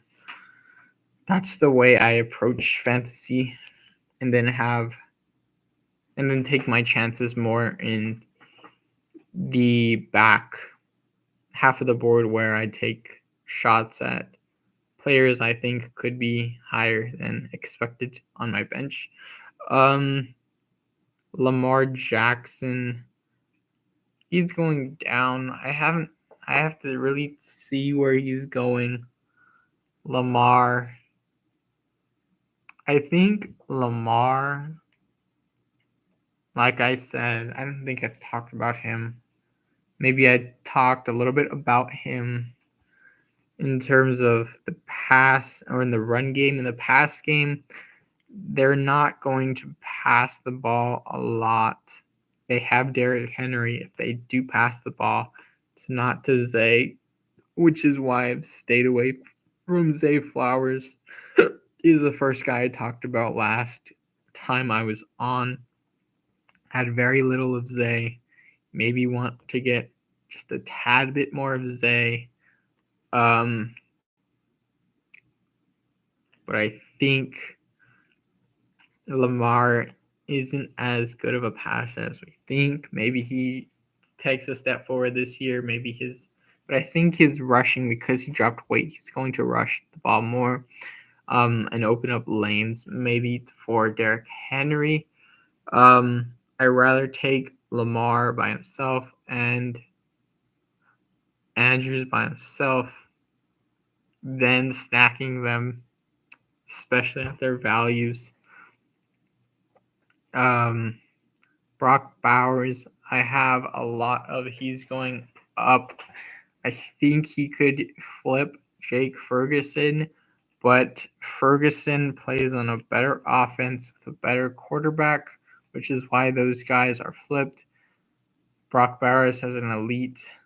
I wasn't too much on him per se in the draft, but as the season has gone on, I've bought more into him. Like I said, he's a pseudo elite tight end. After he goes, I think the teardrop at tight end drops dramatically, which is why I've stayed away from David Njoku.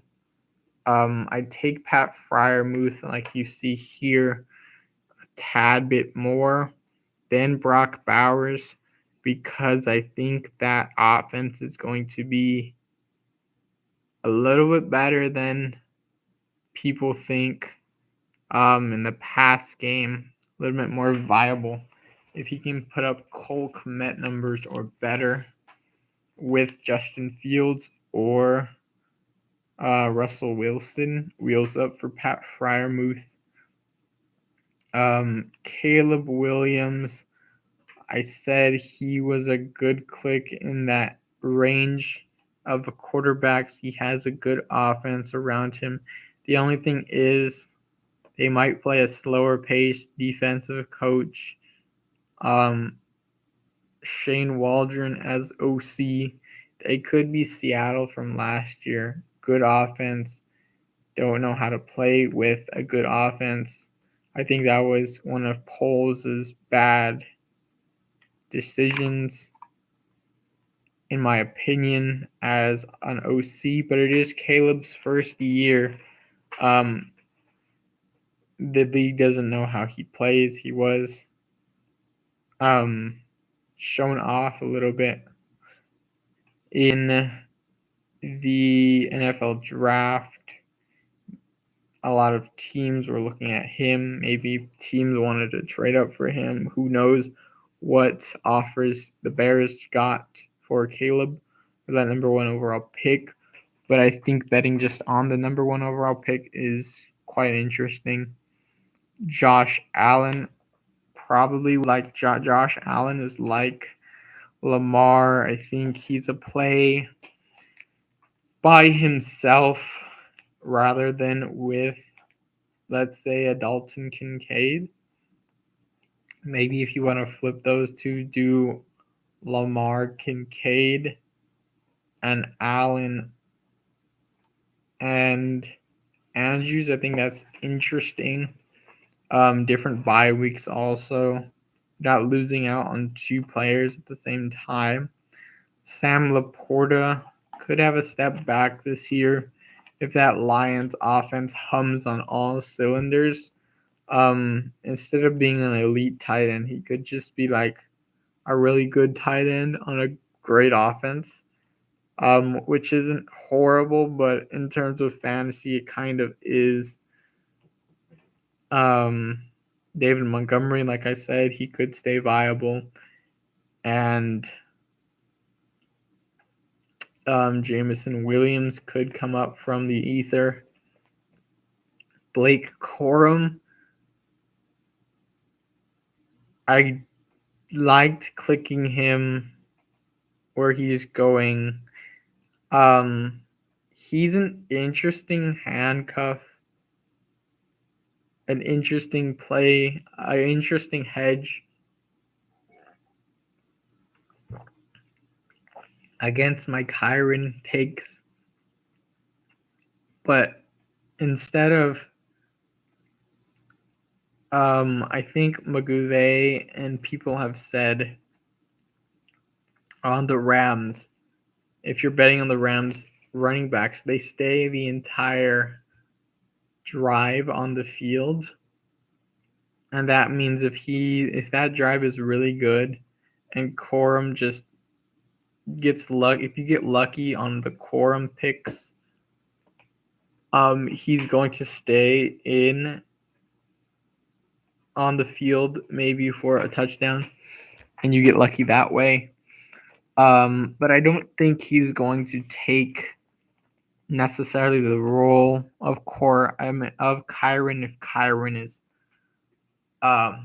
on healthy.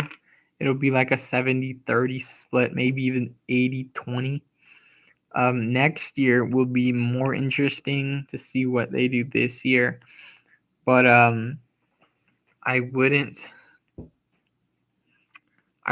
be low on Corum, and I wouldn't be low on Kyren.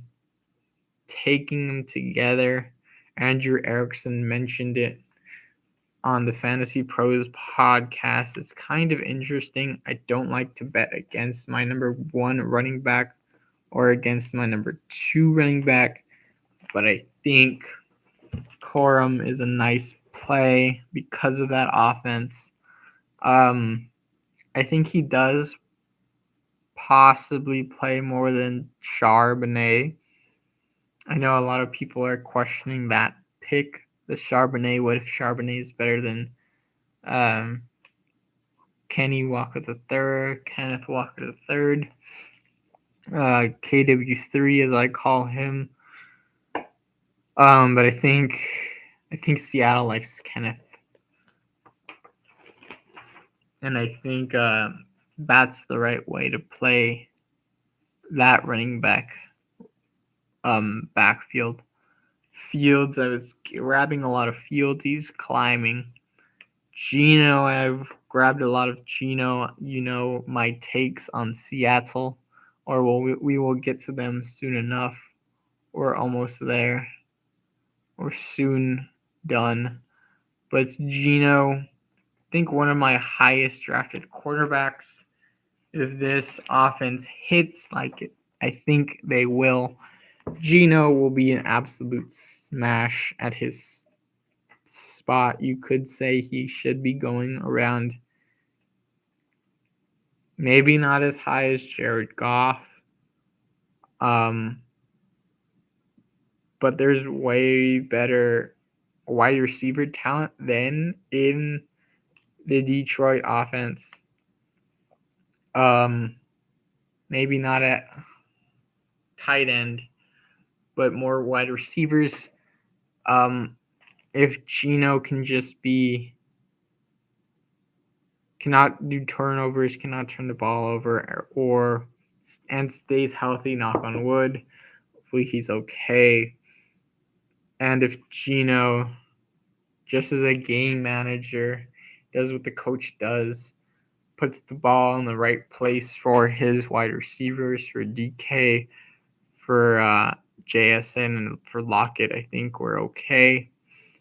Rashee Rice was a click I loved, absolutely loved in the 70s. I think I was grabbing him around 60, though, where he's about going. So I wish I can push him more, but I just liked getting another better running back later than getting him and then getting a running back first. Instead of getting like a David Montgomery and then Rashee Rice later on, I'd rather get like Rashee Rice and James Conner, which is why we see James Conner so high as well. James Conner, he played very good last year. I think I talked about him on my on my projections, pick'ems for the year. Hopefully he hits 6.5 touchdowns. I think that was the prop. So it was 5.5. But this offense is going to be pretty good, pretty concentrated. Him, Trey McBride, I have a lot of. Harrison is a click that I don't really like as a wide receiver 1. Wide receiver 2, I'm okay with. But right here is kind of weird where I have Harrison and Trey McBride. I have Kyler, though. So I did a super stack. So that was very interesting. But I like Connor, where he's going. I think he's a better running back on a better team than those guys like Zamir White, even Aaron Jones, who is pretty old as well. I think they're about the same age. I think the Cardinals will be better than the Vikings. The Vikings do have really good pass catchers. So if JJ McCarthy is just okay, I think that will be nice. Really good offensive coordinator in KOC. He's a quarterback I want to grab more of. Looking good at training camp. I think I'd rather have JJ McCarthy than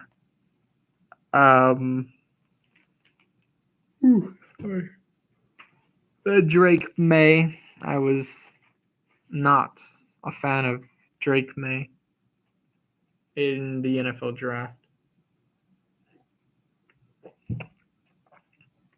Could be fun to watch. Don't think he'll win a Super Bowl. That's always on the forefront of my mind. Can they win a Super Bowl? Josh Downs. I have 17% Downs. Interesting. I think he's a play. More of a play. I think I would like more Downs. Just like Downs. Can he outproduce what he did last year, though? Over 700 yards, 4 touchdowns. Maybe. Going in a range where people don't think he will. I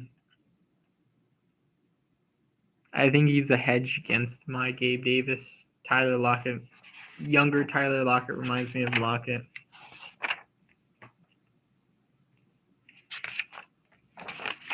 I'll write him down in my hedge list.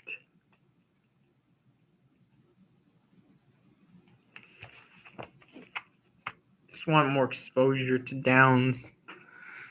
Khalil Herbert talked about Roshan. Kind of the same category. Have more Khalil. I think he was going lower than Roshan a little bit there.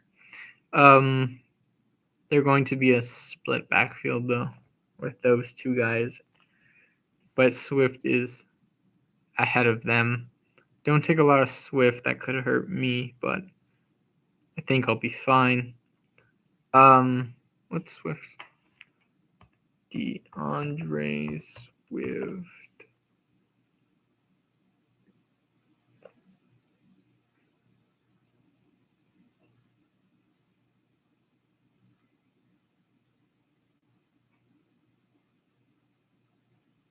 Five touchdowns, 1,000 yards. Didn't get a lot of touchdowns. Maybe he gets more touchdowns this year.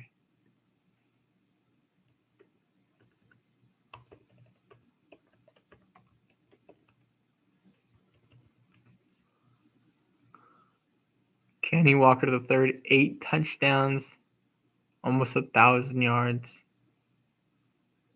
So maybe they just give the ball to him. It's DeAndre Swift. Swift. At the 5, and he actually gets in instead of doing like a Tish Bush whole shit bob thing. But now I'm in the players I like. JT, just betting on the Panthers. Just a third tight end I need. Good bye week. Deontay Johnson. 18%. I bet on him higher than 4.5 touchdowns. Maybe I should get a little bit more of him. A couple more shares.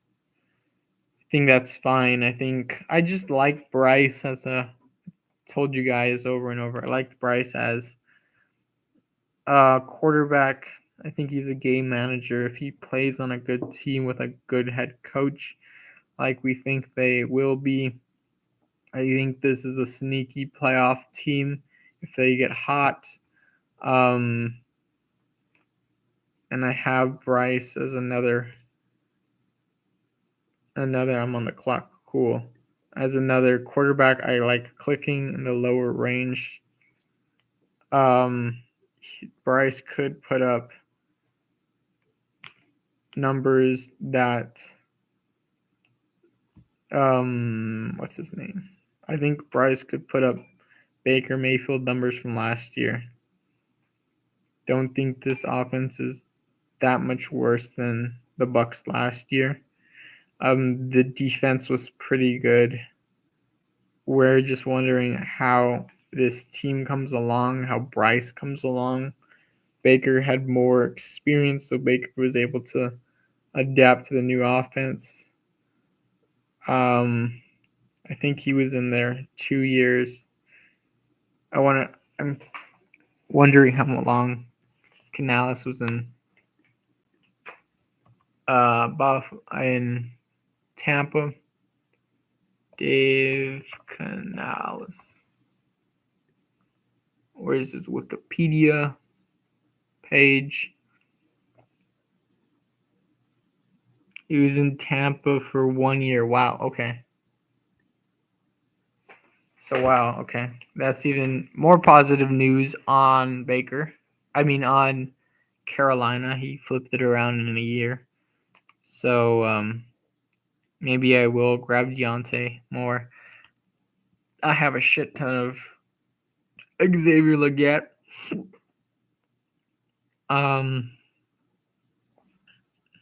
Maybe I'll get more Brooks if he's ready, but I think I want to wait on that pick just a tad.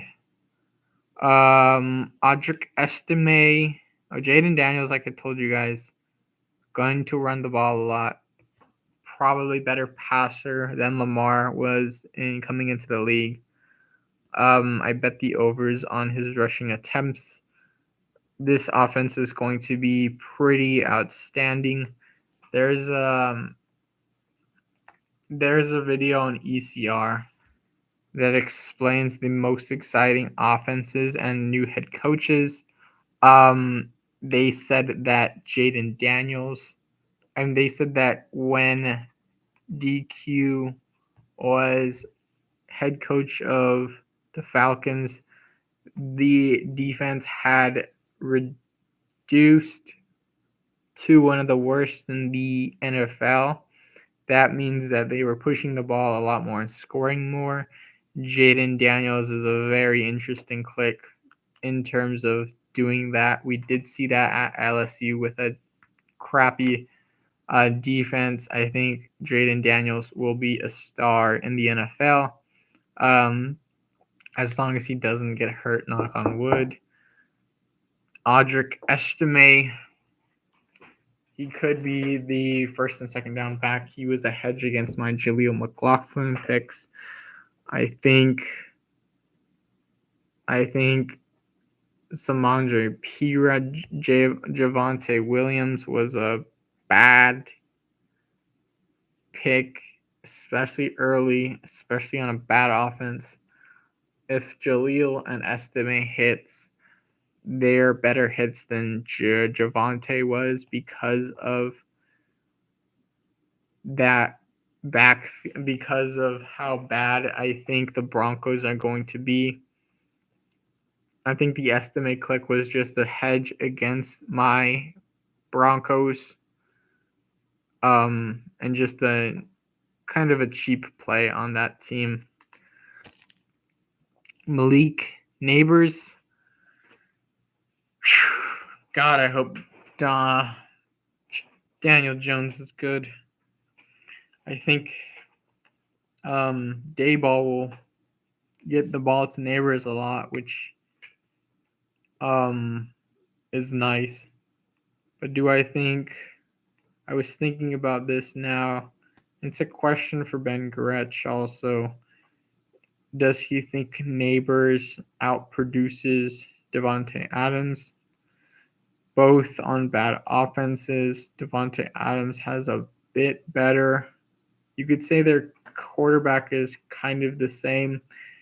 I would take the Giants coach over the Raiders coach. I would take Daniel Jones over Gardner Minshew or Aiden O'Connell.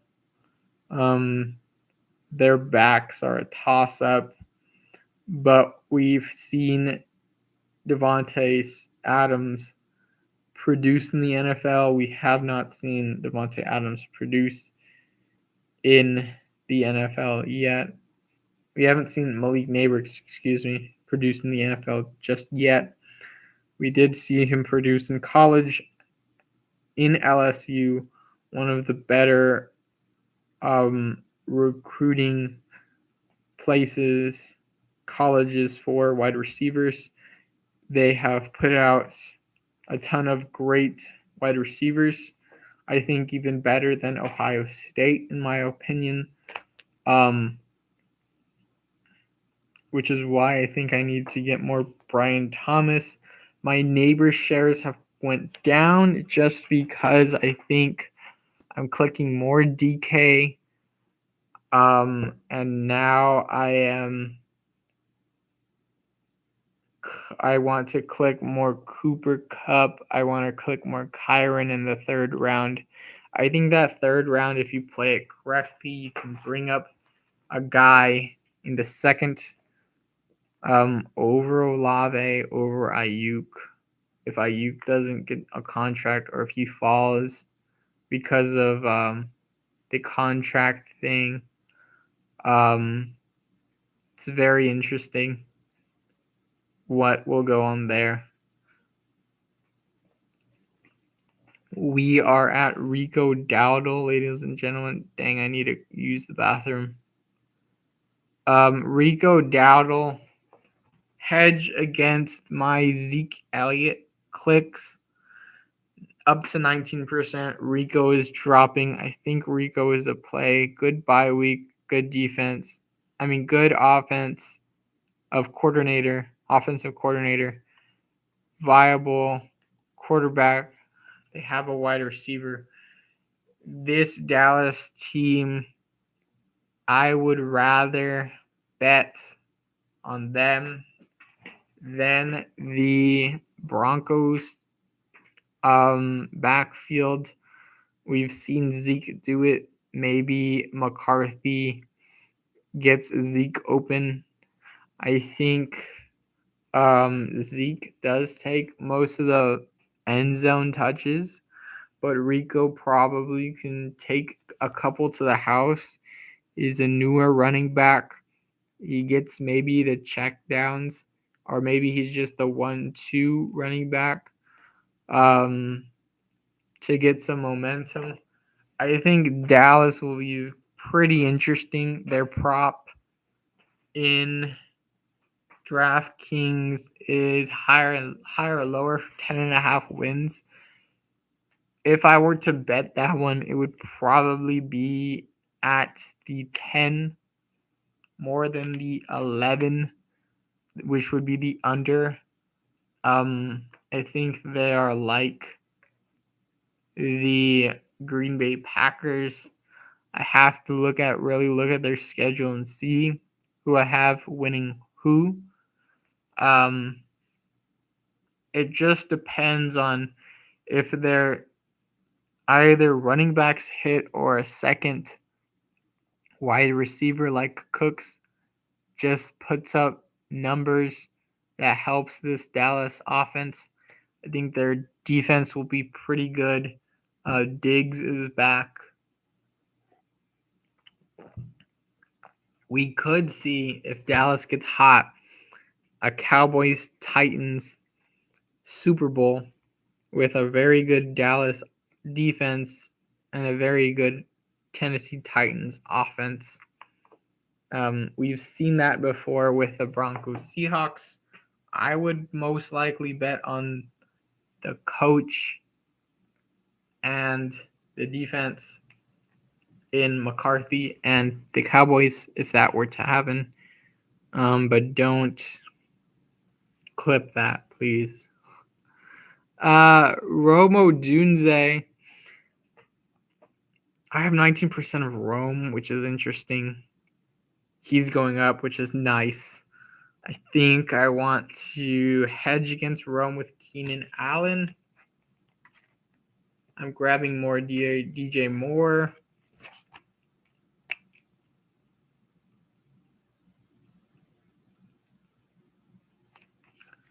I think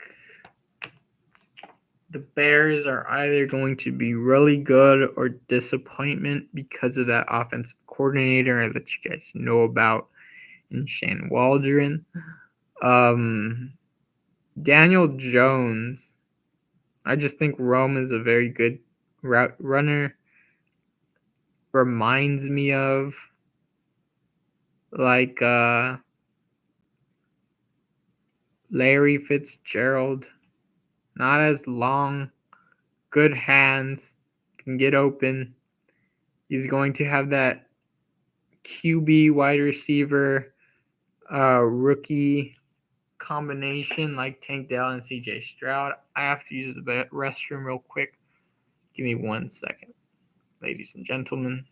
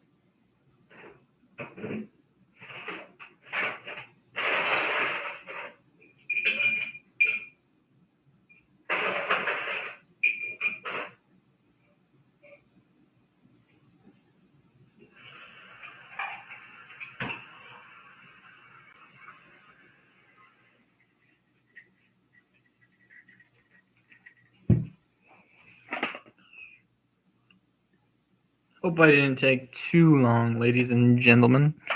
Sorry about that. But we are on the clock. We are 2 hours and almost a half in. I got water too as well. We are on Daniel Jones. I talked a little bit about Daniel Jones. With Neighbors. I just hope they are pass heavy.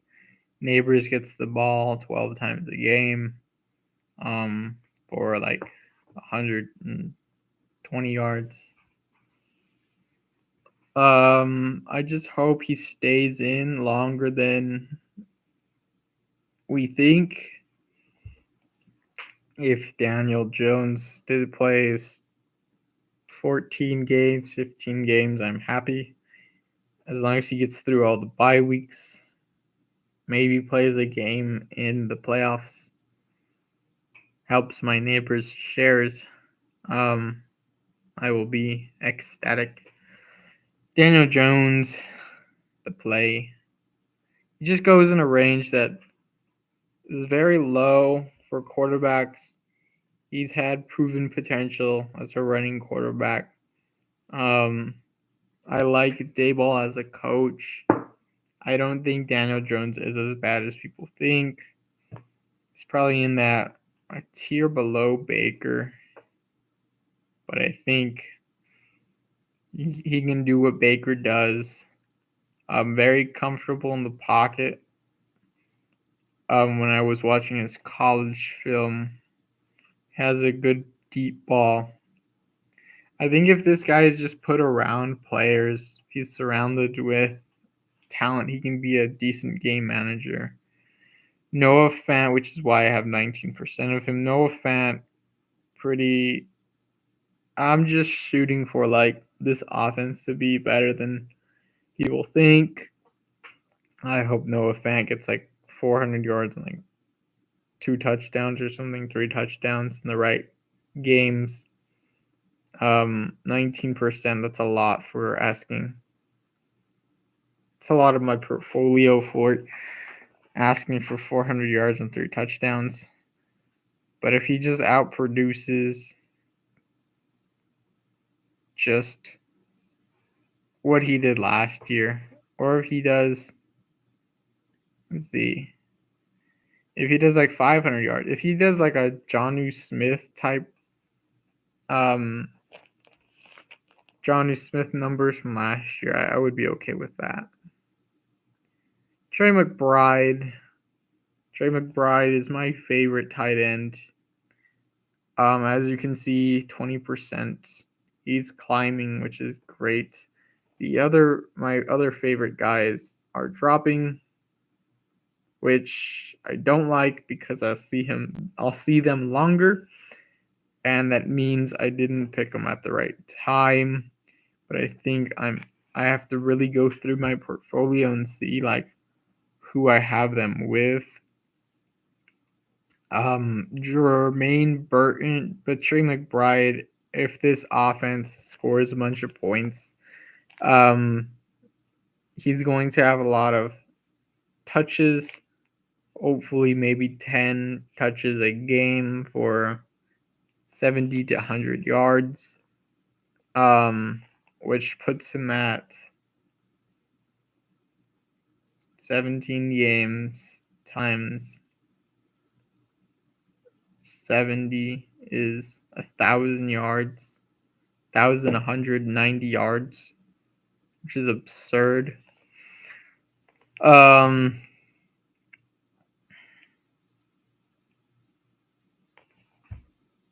Which isn't out of the range of possibilities. And if he gets like 7 to 10 touchdowns, it's wheels up for Trey McBride next year. Which then I would pivot to Harrison. Harrison will most likely be hurt because of that if he does put up those numbers. I just like Trey McBride this year. Someone called him Baby Gronk. like a young version of Gronk. Really have to see I would see how he looks, but I think I'll take him over the other tight ends that are going in that range. I think Laporta is pretty close, but I think that's a more hazy team with not as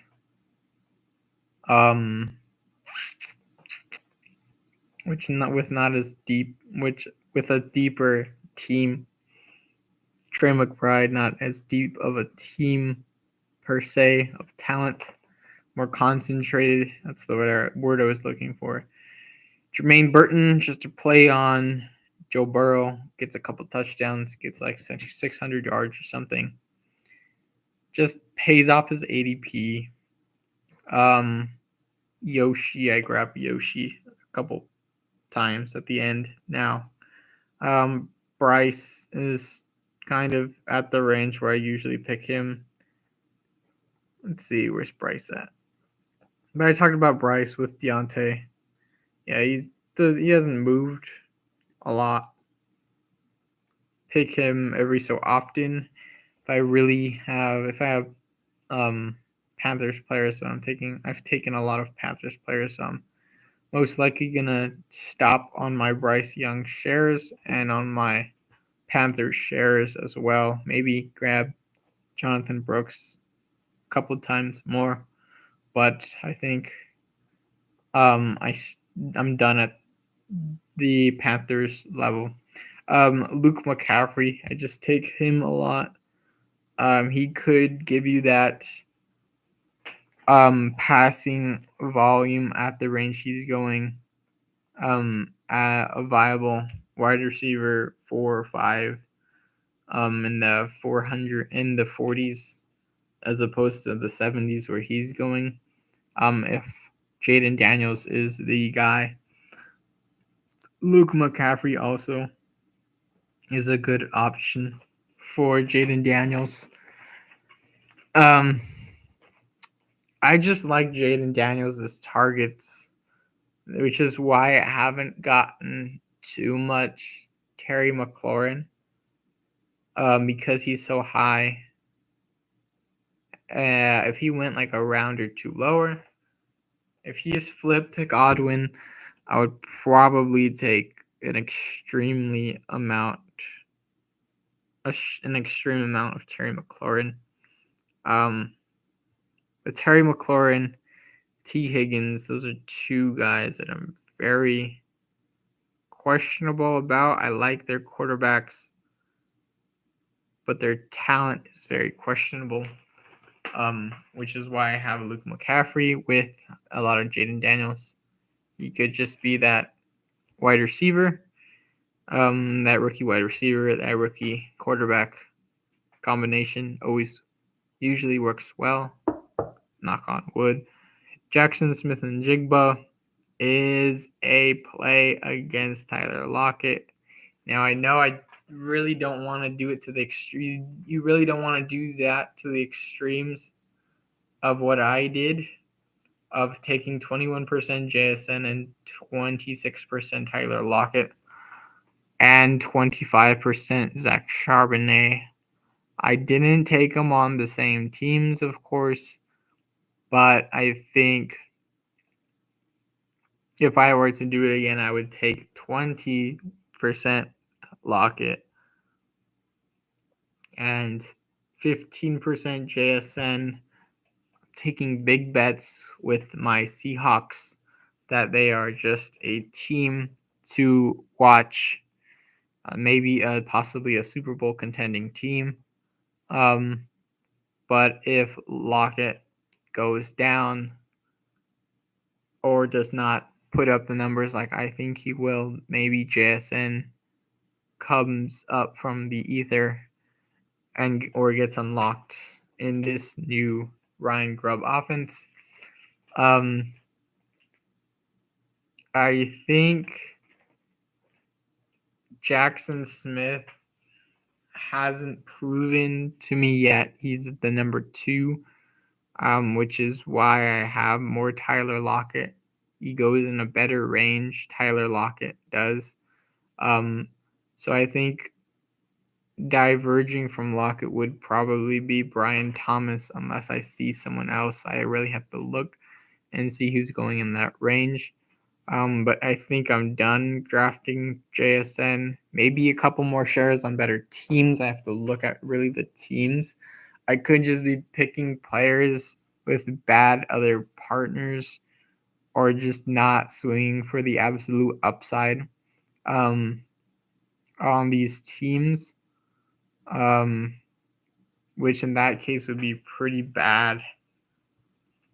Another guy I've taken a ton, not so much now because I've went to another player on that offense or other players on other offenses, on better offenses. But Darius Slayton, I was hammering the 18th, 17th round. And I hope that pays off. I hope he is just opens up, just gives neighbors an opening. Or maybe it's Hyatt. That's the other player that I'm grabbing is Hyatt. Now bringing up my Hyatt shares. Hyatt, I'm 2%. How much do I have DK? I have DK 12%. Okay. But that is Jalen Hyatt. That's just a hedge against. That's just not a hedge against neighbors. That's just like, what if this Giants team is really good, like I think, or just better than people expect? And he gets like 600 yards and 5 touchdowns or something. Maybe he gets a couple spike weeks. That's what I'm just looking for in those lower areas of the draft board. Nick Chubb, like I was saying when I was talking about Jerome Ford, Nick Chubb was grabbing him a ton. In the little board, I will probably grab him another time or two. But Nick Chubb, I am probably stopping there. Just think he's proven over and over that he is a really good running back. He loves the game, which is what I love. Guys that love playing football don't matter about their contracts, just want to keep playing, and that is really what we want to bet on as fantasy players. Guys that go above and beyond for their teams. Gabe Davis. Hello, boys. Gabe Davis is a player that I have drafted too much of, you can say. Once you get over that 20%, it's kind of a big deal. But I think, like I said, with Trevor, he will be more the deep shot guy. They did pay him relatively well as a wide receiver. I looked at him yesterday, then I fell in love with him once again as a wide receiver. I just think he moved better than I thought he would move. I thought he was older than what I thought he was. I thought he was like 28, 29. I thought he was like Calvin Ridley age, but he is 26. I think going on 27, which is great. I think he'll be used more. I think Trevor throws more than Josh Allen. Doesn't try to be a hero like Allen, but does throw the ball away a ton, which is kind of like Allen, which kind of takes the ball away from Davis. But hopefully we get like a Calvin Ridley-esque with Gabe Davis. I have to grab Brian Thomas as a hedge against JSN and Gabe Davis.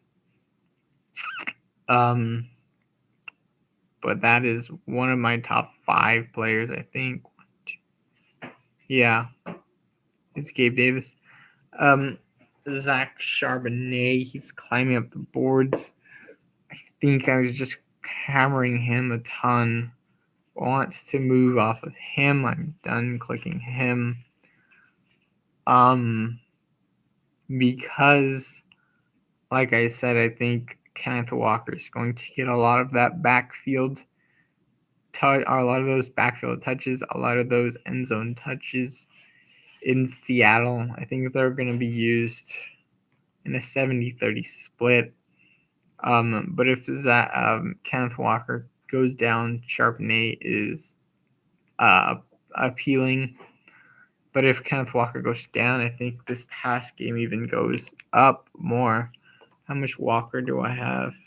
I have 12% Walker, which I'm okay with. Maybe get that up to 14. Maybe even a couple more shares is fine. But I have Walker. I think I would have Walker by himself, not with the pass catchers.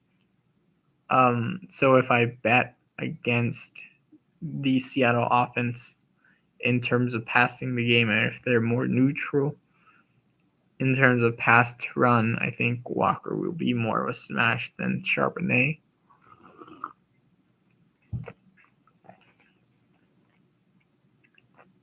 Chuba Hubbard, just in a range I liked picking.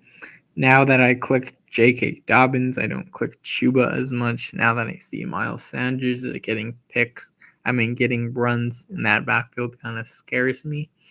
To click Chuba anymore, now that I see almost 30% of Chuba, kind of scares me. Bottom 5 projected offense, I don't think so. I think they'll be in the middle of the pack, maybe possibly running for a playoff spot. But if let's say Brooks doesn't come back and he's sharing the backfield with Sanders like they were last year, kind of difficult as an offense to play Chuba as a play. Xavier Legette, my favorite pick on the board, just because of the range he's going. Liked him at SC, or South Carolina. With Rattler, I don't know if it was Rattler. I do like Rattler though, not as a pick in like any drafts. Maybe a 1 to 2% Rattler. Yeah, maybe like 1 to 2% of your portfolio to see if it's like Rattler over Carr. But I think they both elevated their team tremendously in South Carolina. I think he's better east to west on crossing routes. Legette, I think that's Bryce's bread and butter. Not so much of a deep pass, but cutting up the defense. Which is why they brought in him and Deontay Johnson. I think Dave Canales knows what he's doing. I think the deep threat, if there is a deep threat, is Jonathan Mingo. And if he does turn out to be viable, it might be Mingo or it might be Legette too as well because of his size.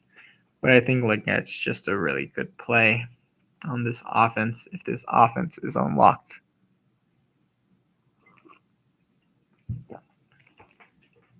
All right, guys, that is my portfolio. My exposures through, I think, 112 drafts. We're gonna do this marathon. We're gonna go to the board and see what we have. We have Joe Shiesty. What is this one? Didn't even check. This is a marathon. We have Shiesty. We have marathon. We have Debo, Evans, T, Worthy, Jake Ferguson. Not a team that I particularly like. all that well. I like Bijan, like Burrow. Tease the Burrow. Tease a bet on Burrow, not Burrow bet on T. Debo as the one. I think Mike Evans is my one on this team. The way this draft board is going, maybe I can afford. So the number 2 guy doesn't have any running backs.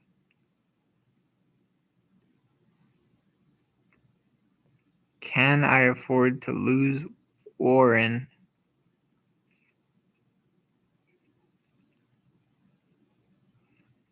For Chase Brown later?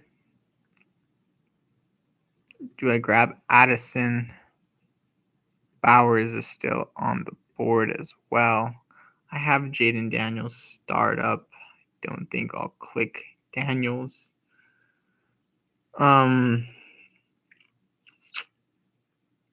I'll probably take Baker later. I'm thinking it's an Addison. But if it's not an Addison, click.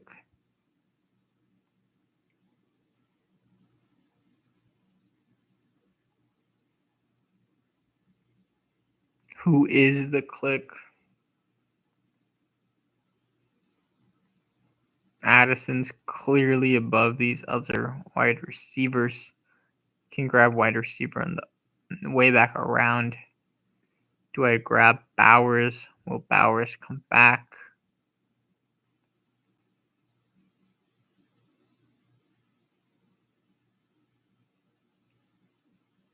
I think Chase Brown, or I want to say Warren is probably the click.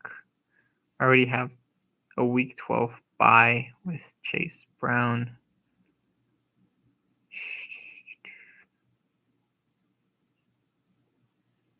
Got 3 guys that I can play for a long time in the marathon. Not a lot of buys. I'm probably going to click Warren. I like the Warren play more.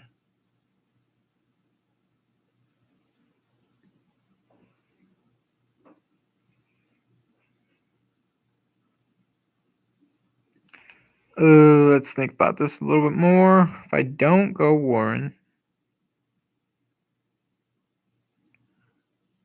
I could go.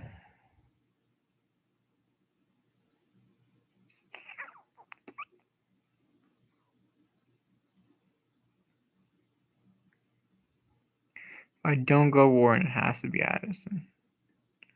Bowers is the 3rd. Most likely guy to come back to me is probably Addison. But I don't even think that is possible. He's already passed 10 picks of ADP. It doesn't fit the team per se.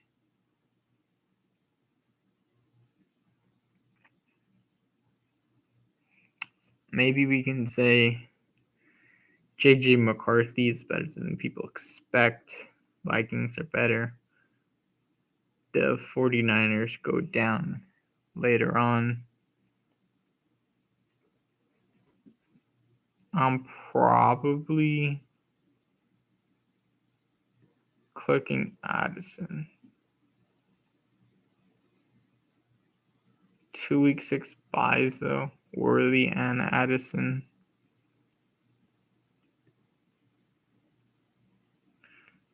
Rashid Shaheed later on.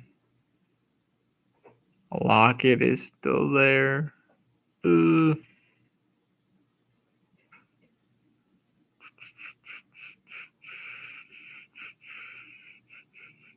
I think I want Warren.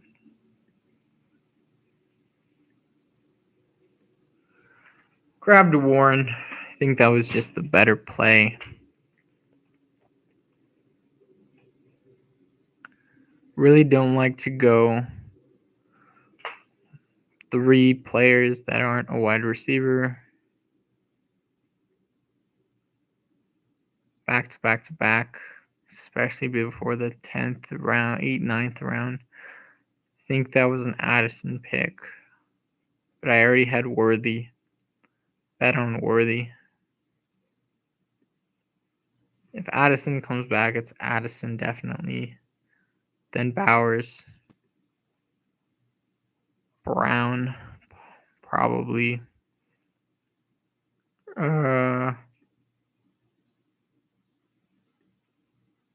Maybe it should have been a Ford click later. And Addison then, but live and you learn. Live and you learn. All right. We are 4 picks away from that one again. 6 picks away. No, 6 picks away from that one. 4 picks away from here. Got Amon-Ra. Devonta Adams. Hopefully Kyron falls. If he doesn't, Kupp is a play.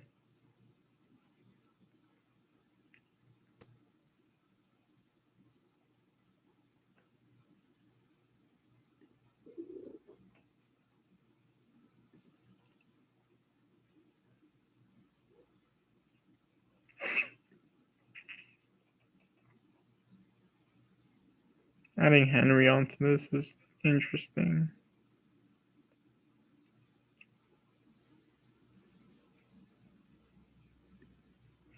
I haven't grabbed much of Henry. That might be a play too. It's early though. Well, that's at ADP. All right, that's that.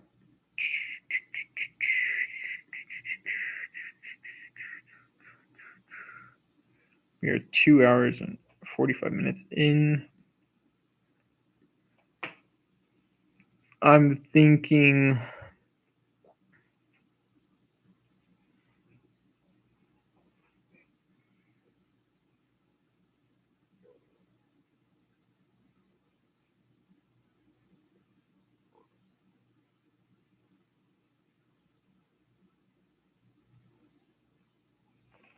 we're going to do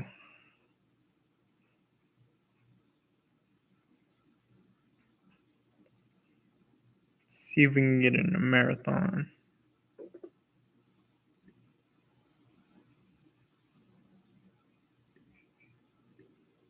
Fast marathon. Yes. Cool.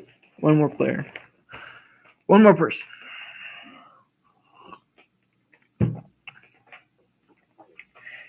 Then we'll end it. Maybe with some exposures. Or that I did exposures. End it with my rankings. Probably have to tinker with that a little bit more today and put that out on Monday. We shall see. We shall see what we are going to do. One more player.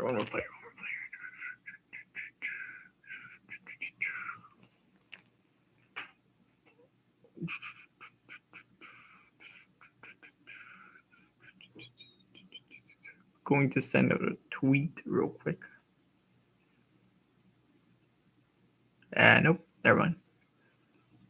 We are, let's see, pick 6, pick 10. All right. I said I want to hold on the Garrett Wilson shares.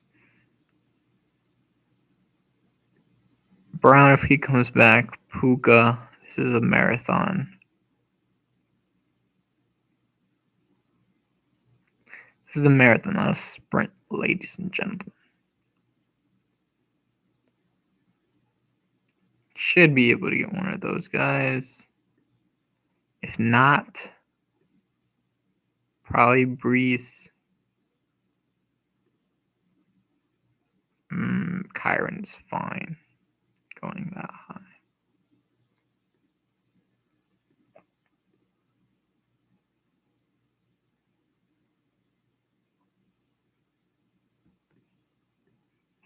I like picking at the end of the board because I haven't a lot. But once I get to pick at the end of the board, I do not like it. So it's a give and take. 1, 2, 3, 4, 5 badge players. The approach to this.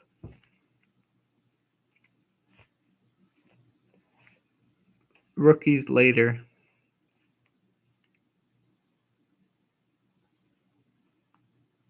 Running backs maybe earlier. Good offenses, of course.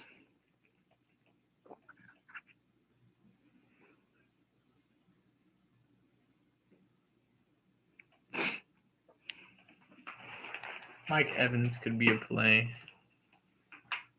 early too. The second.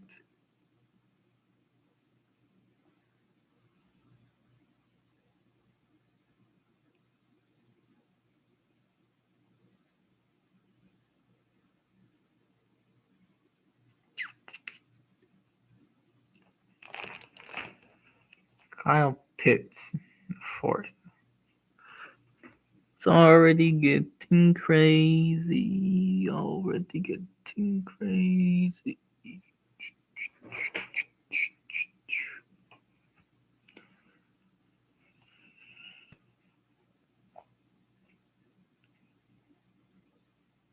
Come on, someone else do something weird.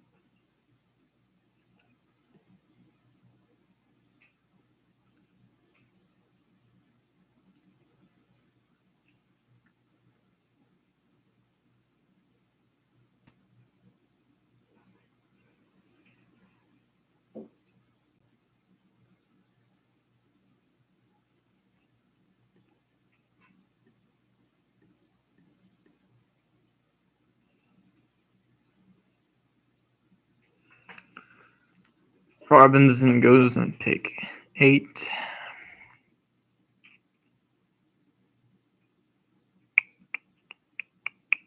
This clock is so long, dude.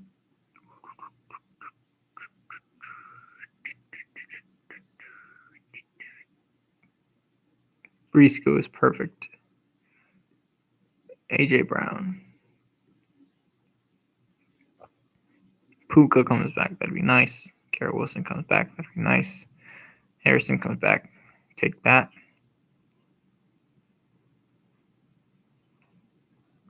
Nico. Even Debo here is okay. Waddle's okay. Kyron is okay. Should I just do the cup pick? No. It's too high, I think.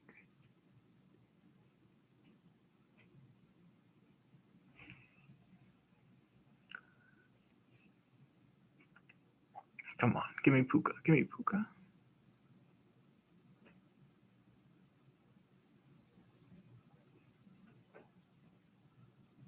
It's gonna grab Puka and Garrett Wilson. It's nice.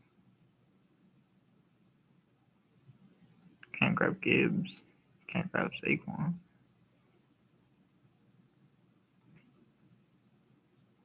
Yep, you went Puka. Damn it.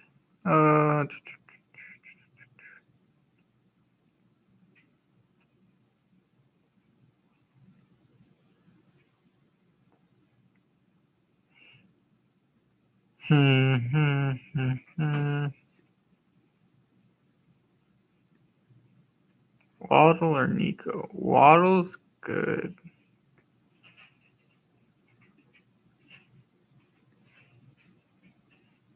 I clicked Waddle on that one.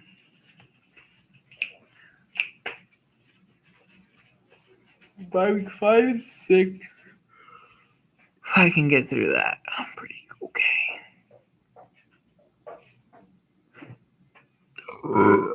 Excuse me. Taking forever.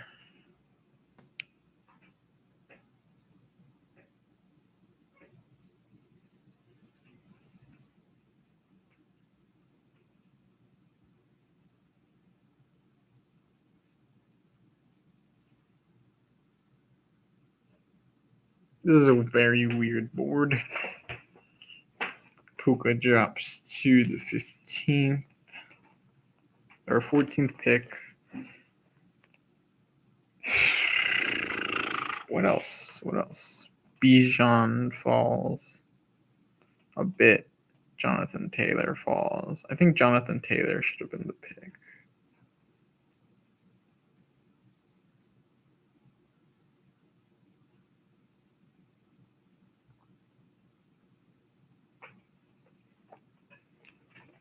Collins goes to who? Jefferson. Just can't be the worst team. Worst two teams. That's going to be the Kyle Pitts drafter.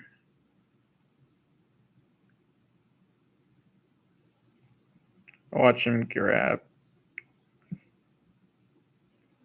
Kirk Cousins.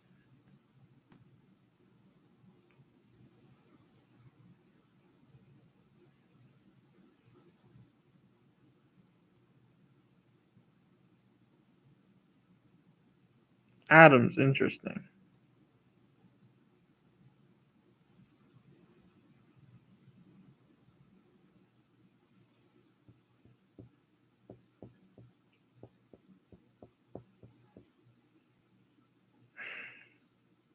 This is a boring draft. Very slow.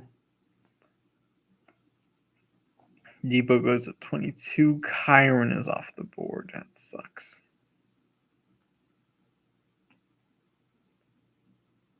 I guess Kyron is a week 6. I had to stay away from him. That means Cup is not viable on this team. Damn it. Evans, if he falls back, of course. Stephon.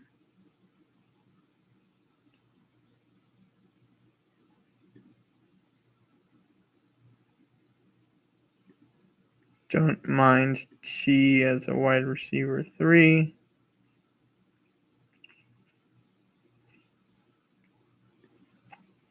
Terry as wide receiver 3.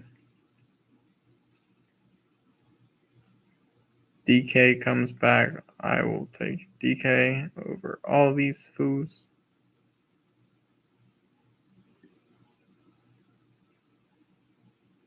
Pacheco goes. Could grab Hurts in the 4th.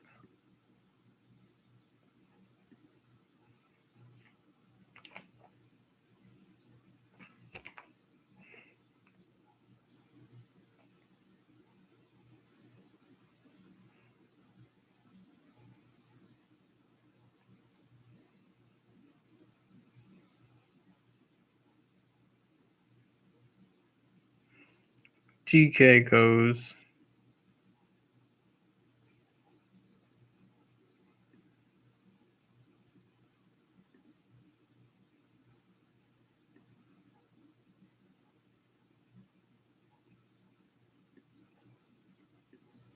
I think the DJ Moore is the play.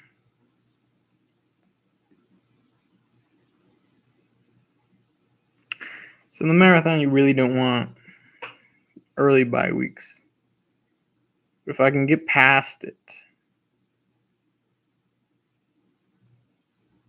maybe throw on a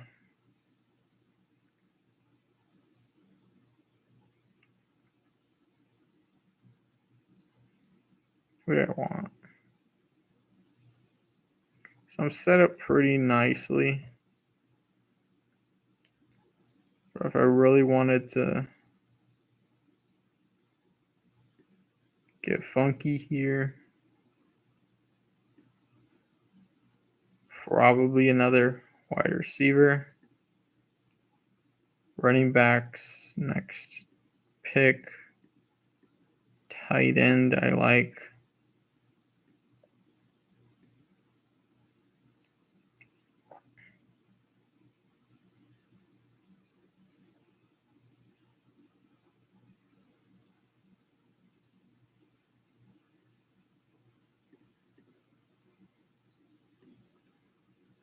Bypass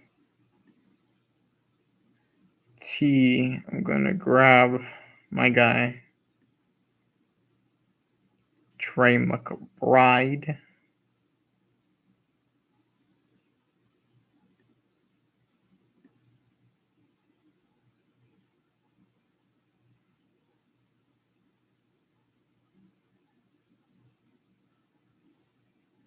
I like the 11 hole right now. I also like the 7 hole.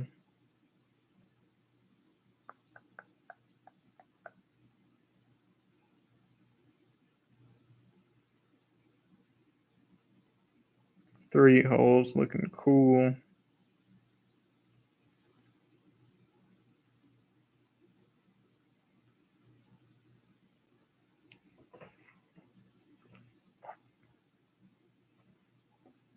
You want to say, got the right idea. T has still not been going off. T will probably go here.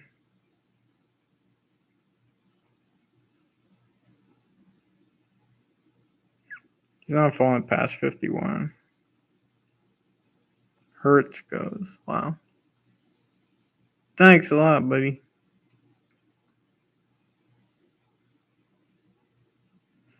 What I might do is I might do Kyler.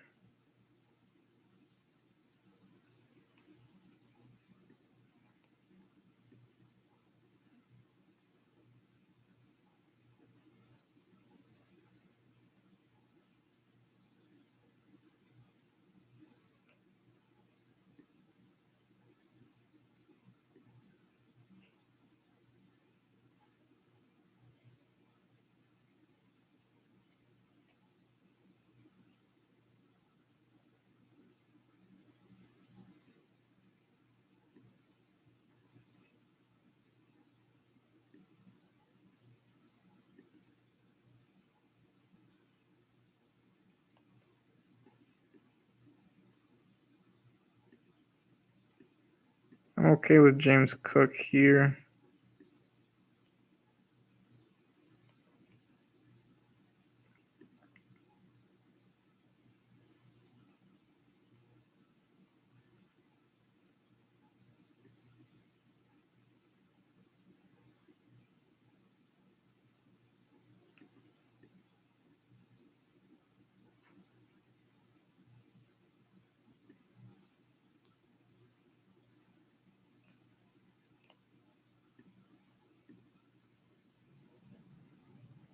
Cook goes.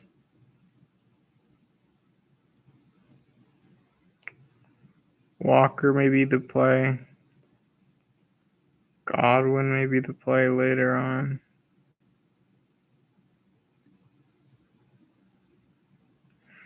There's no stacking involved here. Not right now that I'm seeing.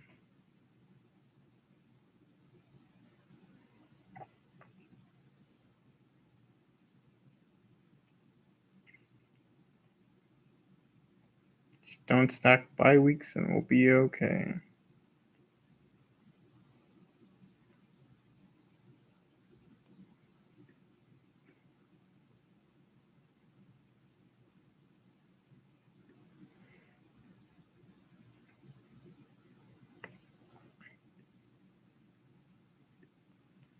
Jaden Reed is interesting.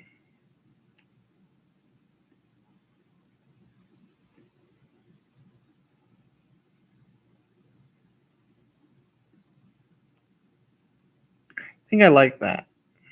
It's pretty cool. Jaden Reed. Quarterback. Now I can do Love. I can do Caleb. I can do Kyler if he comes back.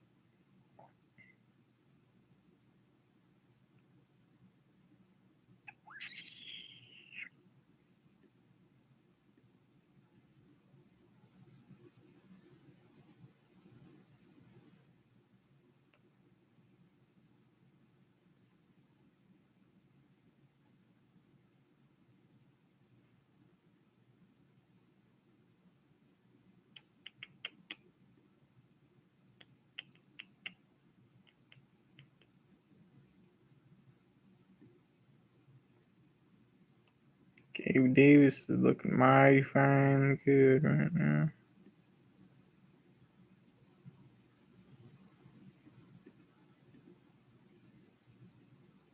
James Conner.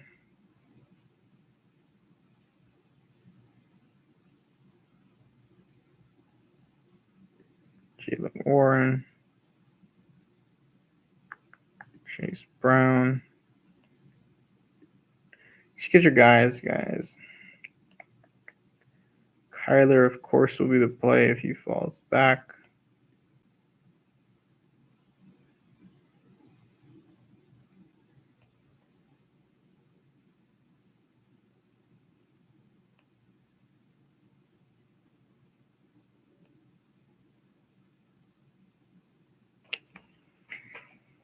Connor goes. Damn. Mostert goes. Probably looking at Kyler or and a wide receiver.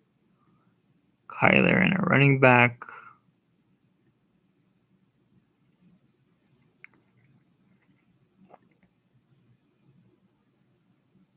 Receivers available. Keon goes. Brian Thomas is interesting. Going to eliminate Gabe Davis.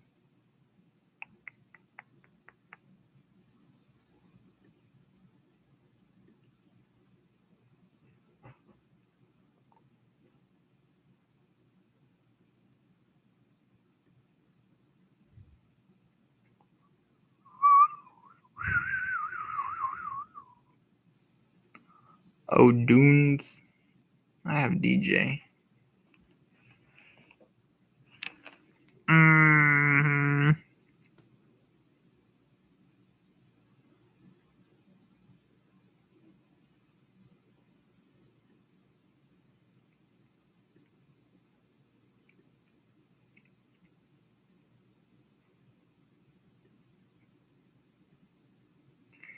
Grab me a Kyler share. It's Warren or BTJ. If those guys both go off, Ferguson could be a play. JSN.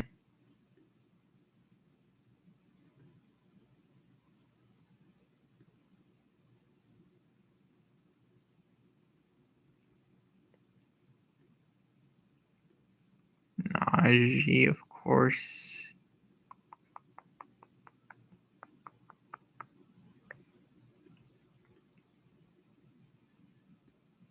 As you can see, damn it. Brian Thomas goes. I probably wanted Brian Thomas a little bit more than all the other guys.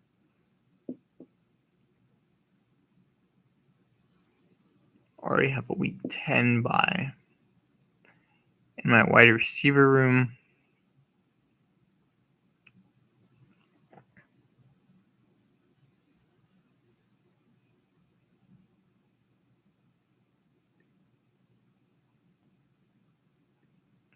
JSN goes. Ferguson goes. Warren was the next play I liked. So we have the entire roster filled. We got our 2 running backs, quarterback, 3 wide receivers, and my tight end with a flex.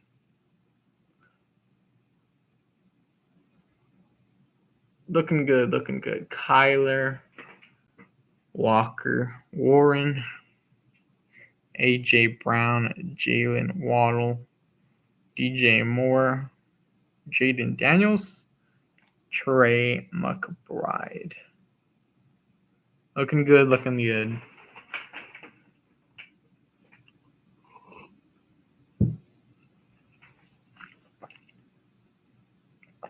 Betting on early production.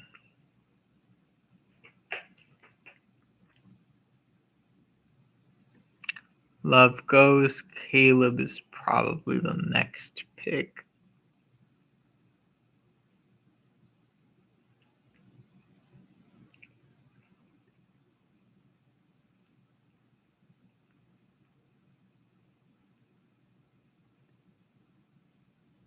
Wouldn't mind Jonathan Brooks with 2 running backs already.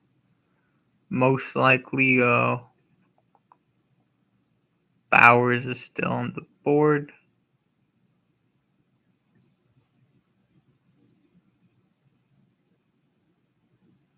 A lot of good players on the board right now.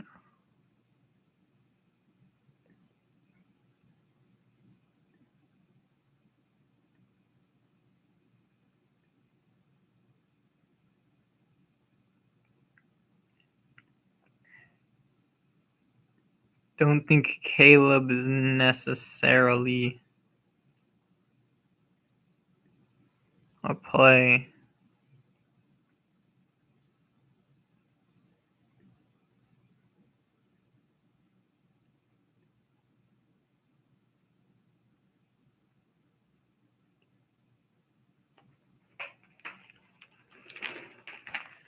But is Jaden Daniels.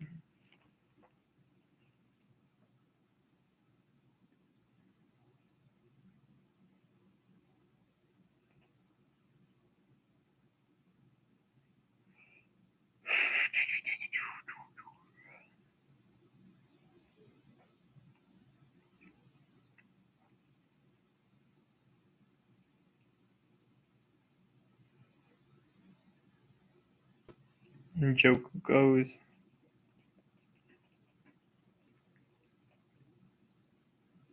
Went running back, went quarterback. So the thought process is wide receiver if Lockett falls. Take a shit ton of Lockett though, dude.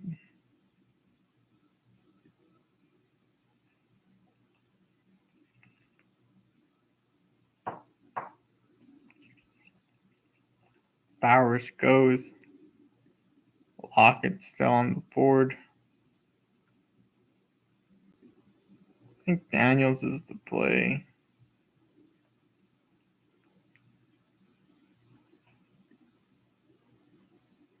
This is definitely a Lockett pick. If it's not,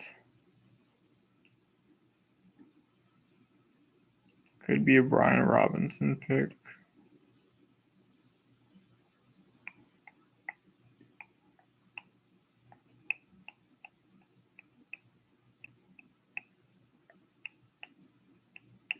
Brian Robinson goes. Lockett goes. I don't know what the click is. Son of a ding-a-dong. All right. Didn't know they were going to do that.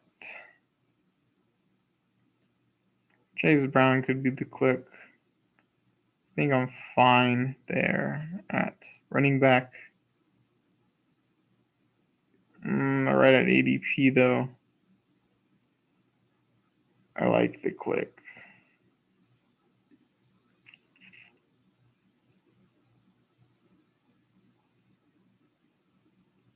Next couple picks. Hopefully my guys are still on the board. Then at quarterback, need another tight end.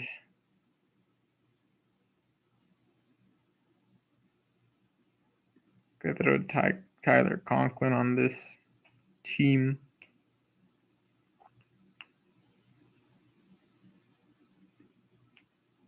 Could throw Freiermuth on the team.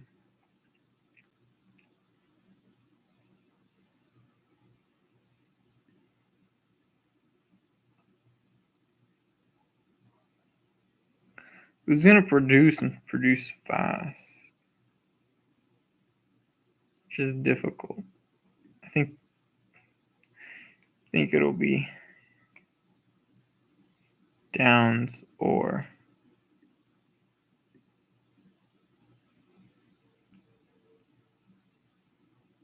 Gabe Davis. I think Downs or Gabe Davis would be the click.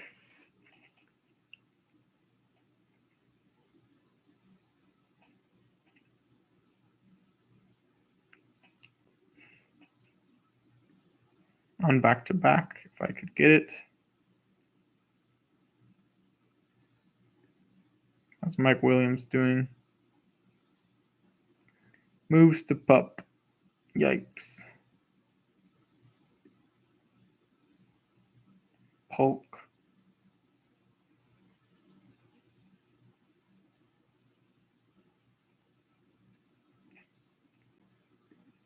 You have Jerry Jeudy.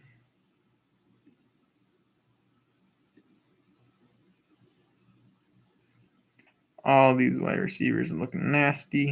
If I don't get one of the... Oh, Davis went. Where did Davis go? Oh, there he is. Phew. I think I want Gabe more than any of these guys. Gabe goes.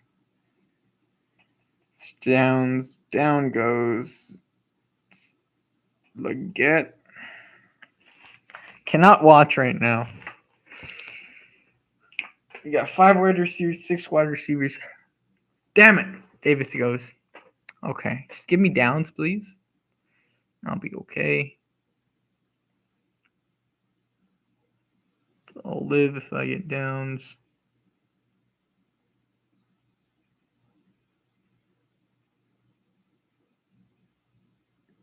Should Adam Thielen be the play? That'd be weird. This is why you don't stack bye weeks, ladies and gentlemen.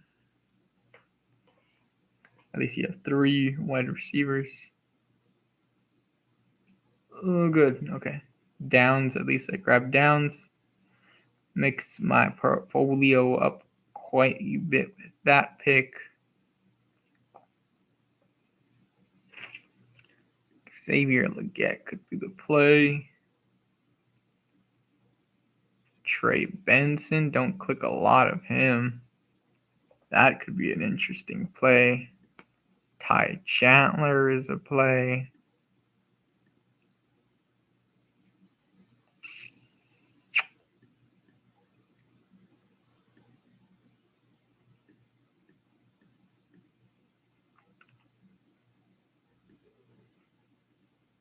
Benson, or do I wait and grab Chandler?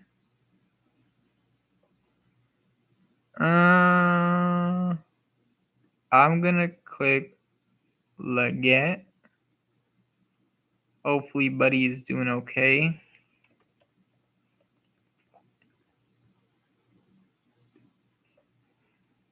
Returns for start of camp. Love it. Love it. Love it. No stacking bye weeks. It's brilliant. Hopefully Ty Chandler comes back. If he doesn't, we might have to survive with J.K. Dobbins. If he doesn't come back,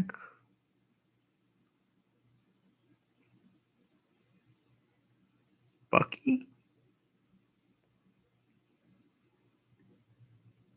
Rico, of course.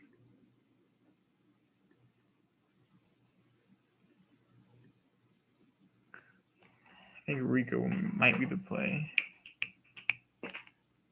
No! Okay, Rico goes.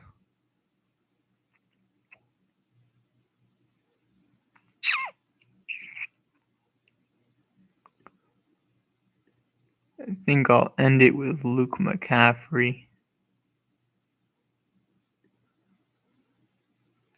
I do have Michael Wilson. We could throw Michael Wilson on here, Luke McCaffrey. I think this team is nice.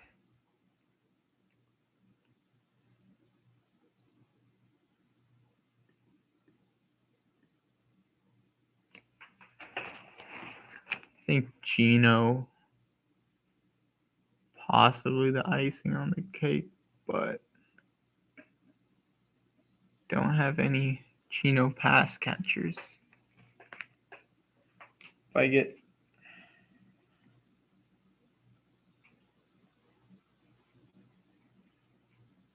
Ty Chandler. I think the play is McCarthy.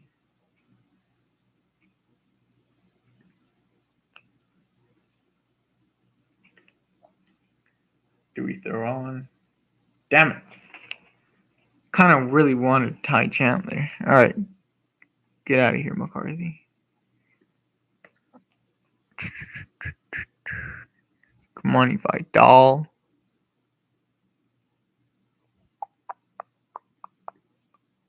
Come on, Dobbins. Come on.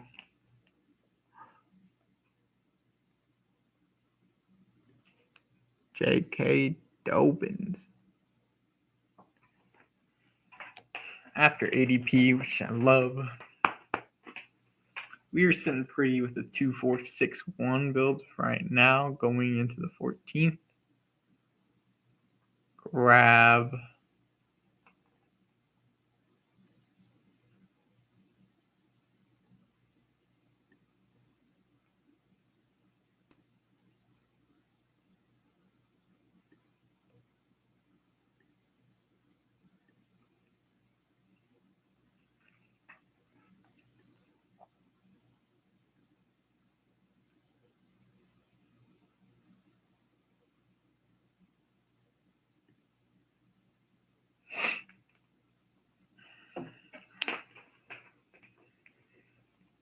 Tyler Conklin is the pick preferred for me right now. Could grab Noah Fant. Do I want to grab Noah Fant? Probably not. Tyler Conklin, come on down.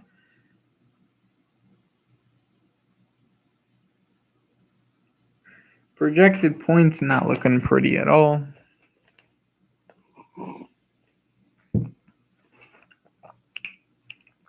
I think I'm looking pretty.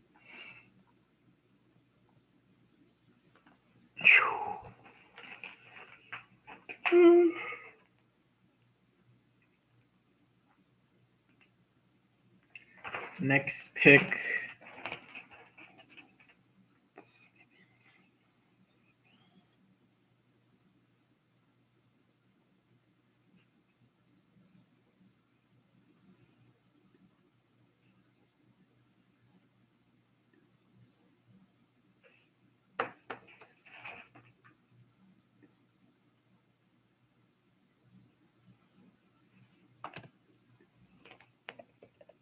Ben's not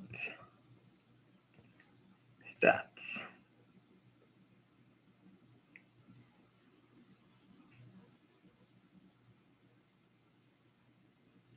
'61 career receptions.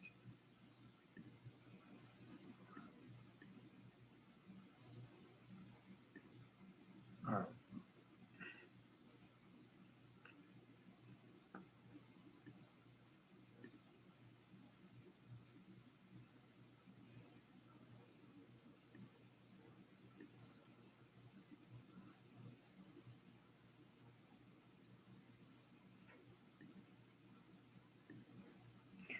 Six picks away. Michael Wilson goes. Cade Otton goes. Jermaine Burton looks pretty right there. 10 picks behind ADP. Burton goes.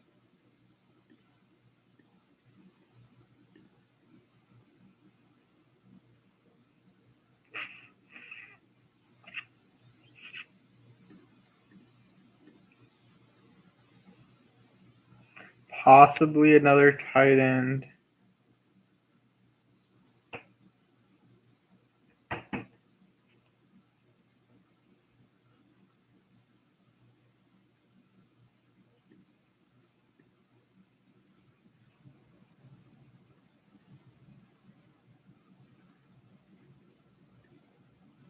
Yoshi. Definitely a clear tier head above everyone else. Oh! Oh, I just got life back. Okay. Let's see. He went. Oh, Braylon Allen is a interesting pick. I'm gonna grab Ben Sinnott.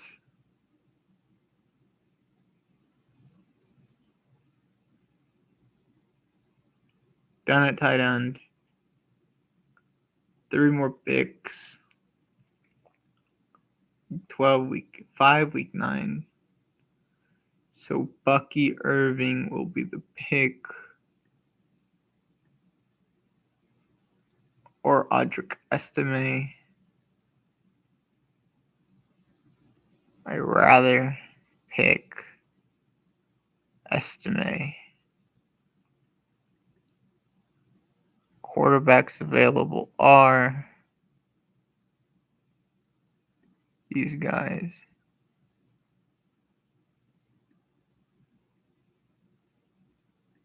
Taysom Hill is interesting.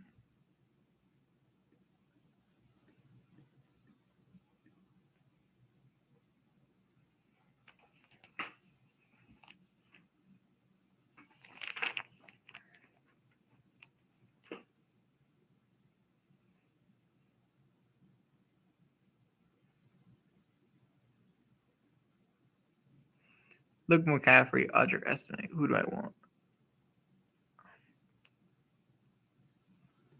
Should I just wait to grab Dortch later on?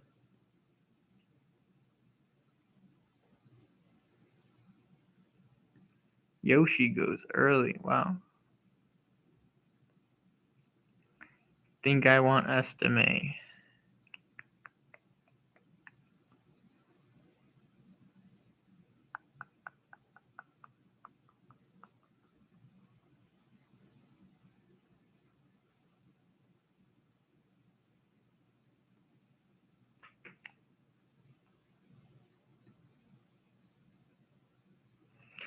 Going Estime.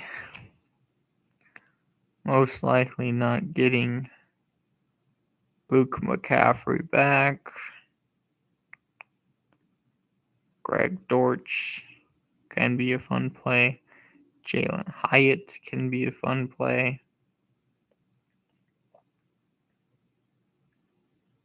Two more picks.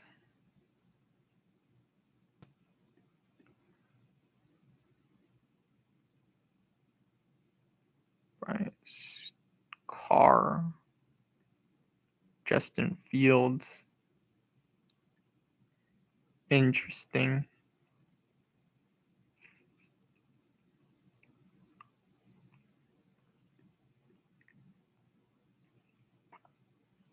We do have Warren.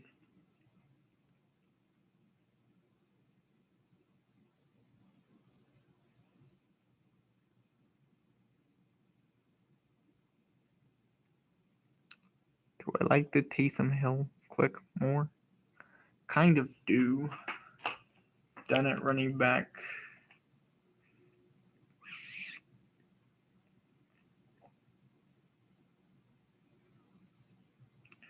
Greg Dortch working with starting offense.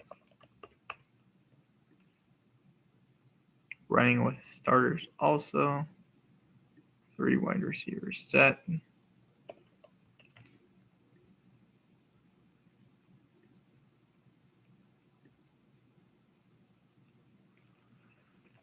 So definitely Luke McCaffrey's the play if he comes back. Does not. Probably Greg Dortch.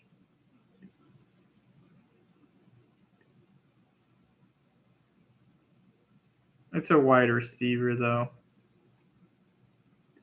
Troy Franklin. Javon Baker. None of these guys are like all that well. Greg Dortch goes. Did he get like a... He got Dortch and he got freaking... Whatever. He got Dortch and I think he got Wilson. No. Who got Wilson? Oh, the 2 hole. Ladies and gentlemen, we are almost done with this draft. I think it looks pretty solid, if I do say so myself. Oh, Taysom plays. He plays Washington and Green Bay. I have a Green Bay, a little bit of Green Bay. I think Taysom is definitely the click. Definitely now that Fields is gone.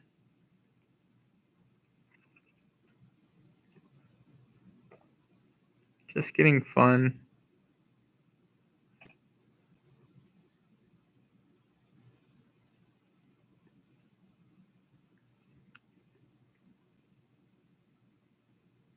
Taysom Hill restructures contract.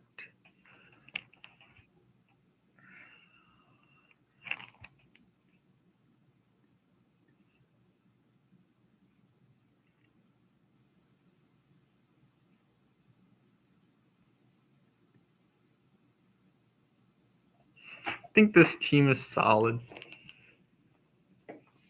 Could have been better. Middle rounds. Just like the falling value, if you can pick it up at quarterback, at running back.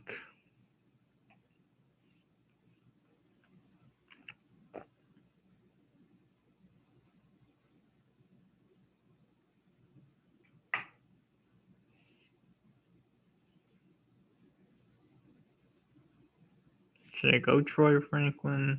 Probably not.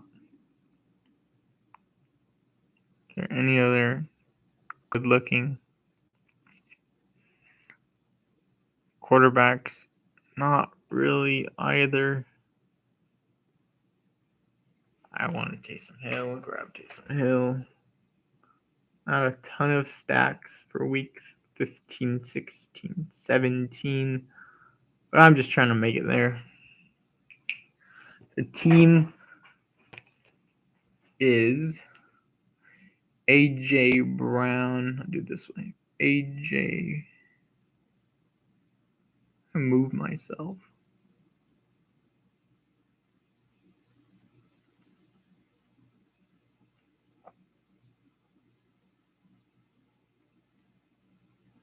Pop out dashboard.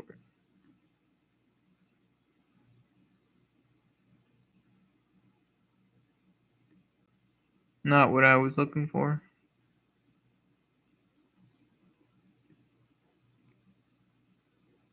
Roshan. I forgot Roshan was available.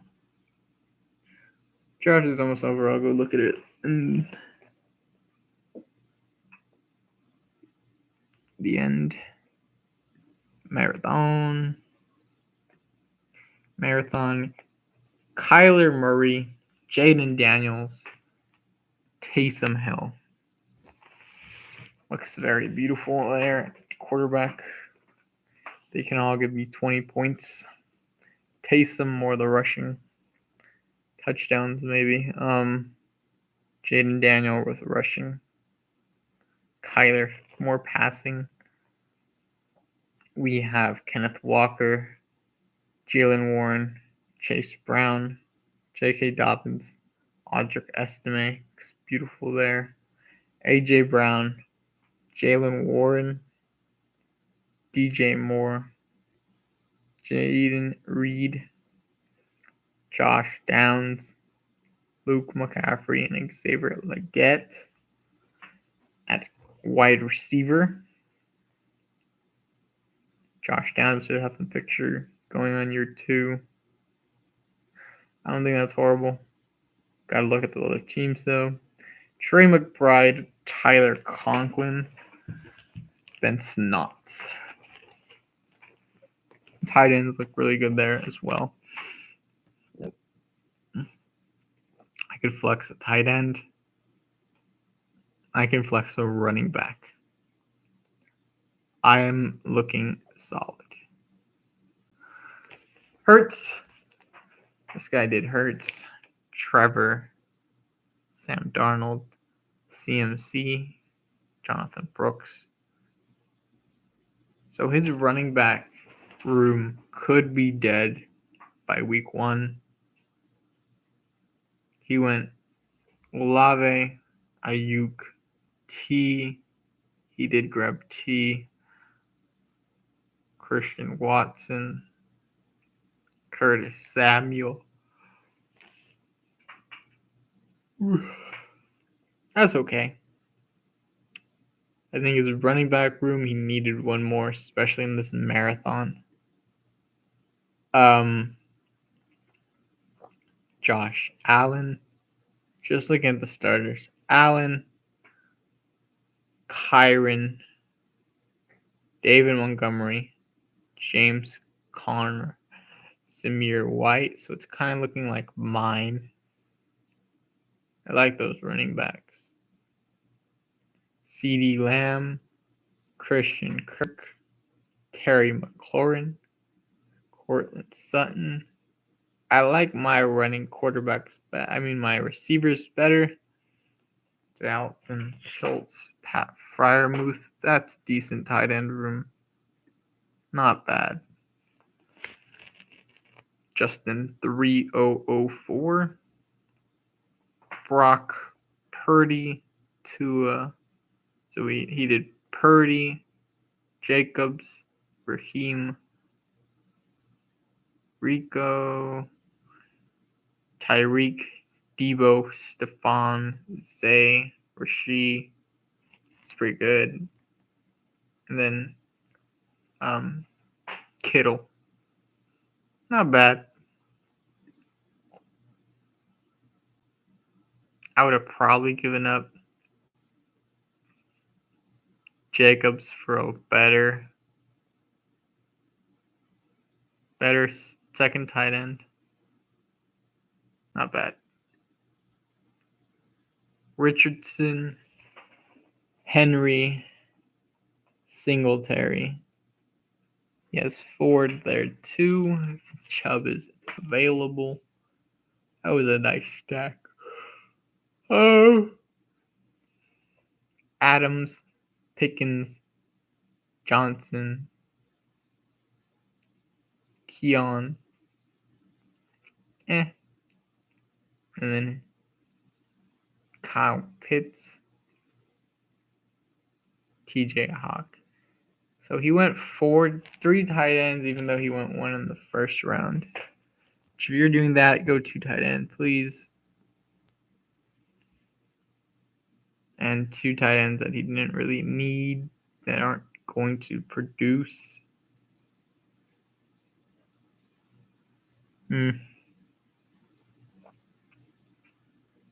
His wide receiver room's not strong.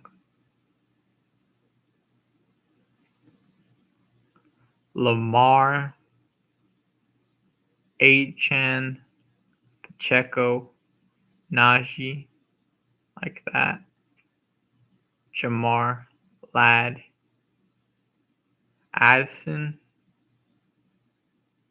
Ladd and Addison.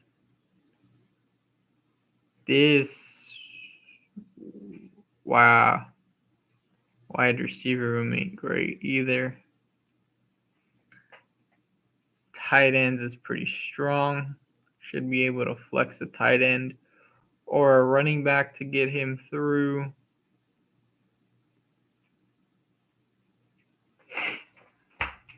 Love, Saquon, Raheem Mostert. Ramondre, Zeke. Not horrible. Amon-Ra, Evans, Amari, Ridley, Dobbs, Davis. It's okay. Kincaid, Komet. It's not a bad team. I like it. That was what, in the 8 hole? 6 hole. Yeah. I'm working with the 6 hole.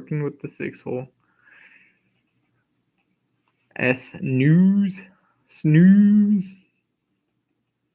Caleb.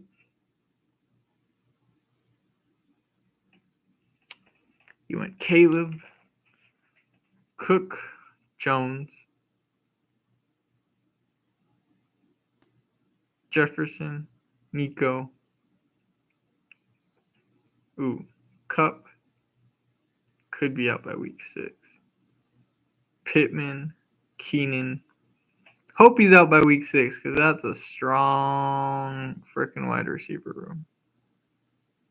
What'd he do there? He was at what? 6? Snooze? 7? Oh yeah.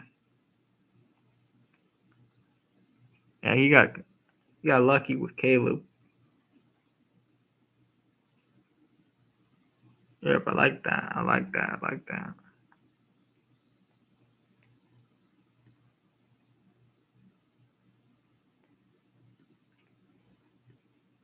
Oh yeah.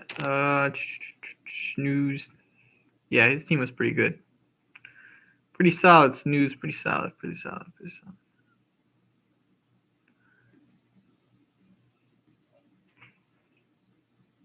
Chi, Stroud, Bijan, JT, ETN, nice. Godwin, Hopkins, Jameson, not a good wide receiver room at all.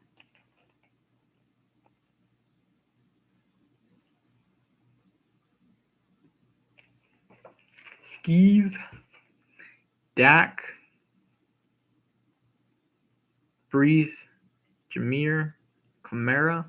Like Kamara as the running back 3. DK, Tank. And he went Hollywood, Rome, Wicks. Ooh. Definitely want one of those running backs flexing for you. Bowers, it's okay. I don't think they're all great, man. He went Burrow by himself. Props to this man. A female investor. Beautiful. Beautiful. You can take an L on quarterback week 12. Let's see how it goes. I mean, might as well, right? Let's see. Running back Rashad White, Joe Mixon, Tony Pollard. That's okay. Garrett Wilson, Puka, Devontae Smith, Neighbors, Lockett. Beautiful. Jake Ferguson. Beautiful. That's beautiful. I would have left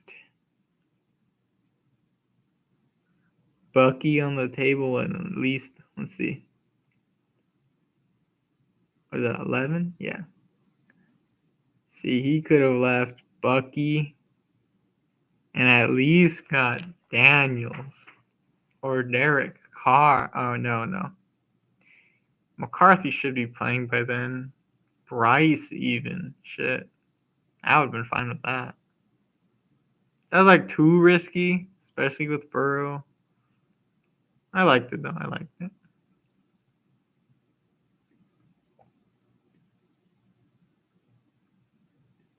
A female investor. And then we have the 12 hole. He went Mahomes, B-Rob, Javante, Sharps, okay. Harris, London, Rice, Worthy, BTJ, JSN. It's not bad. Travis, too. You want a big bet on KC. It's going to hurt you in the long run.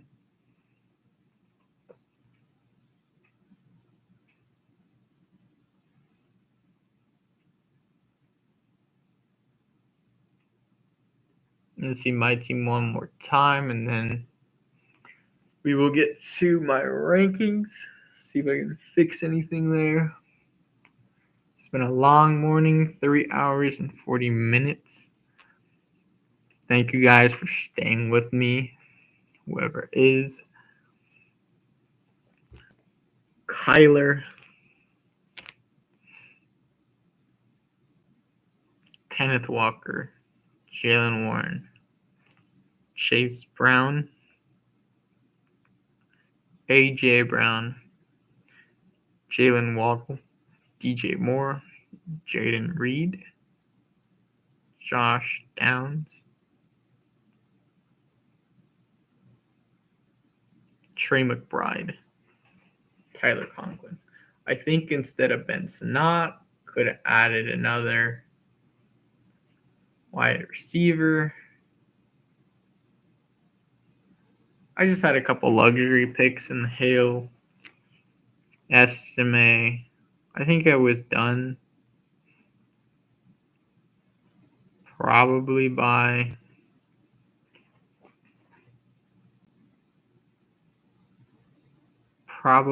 Conklin. So I had 4 picks of luxury, filled them all, gave him an extra roster spot. I liked it though. I liked my team. Let's see, ladies and gentlemen. I'm going to name that team real quick.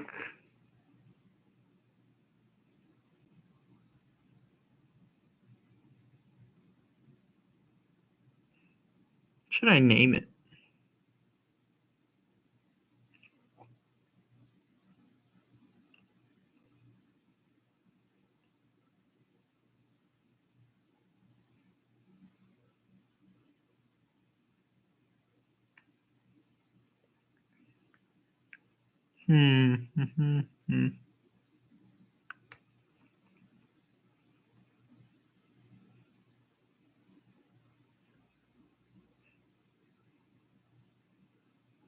It's a bit different.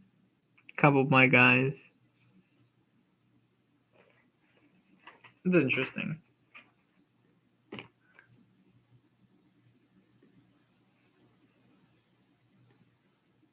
I liked it. I'll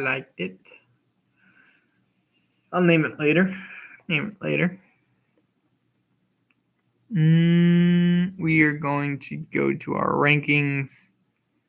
NFL. All right.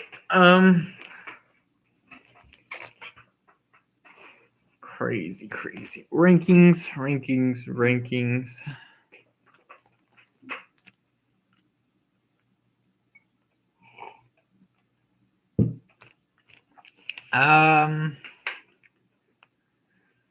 CMC is the 1, of course. Lamb I have there is the 2. If this team is really humming, I think that's the right play. I think I want to bet like I'm right. I want to take it Chase, put him as my 2. I had Lamb as my 3. Hill as my 4.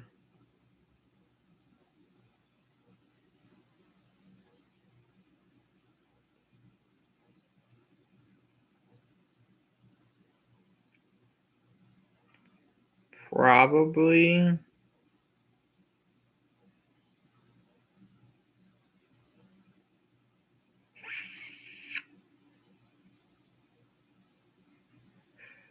I'm thinking of dropping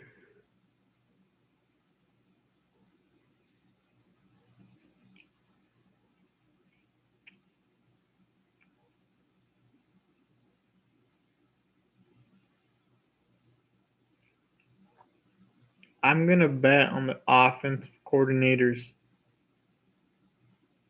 I'm going to just say Puka is above Amon-Ra.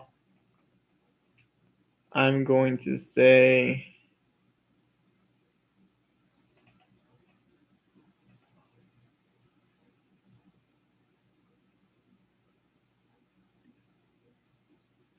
Jefferson, JJ McCarthy is better than we expect. I'm going to say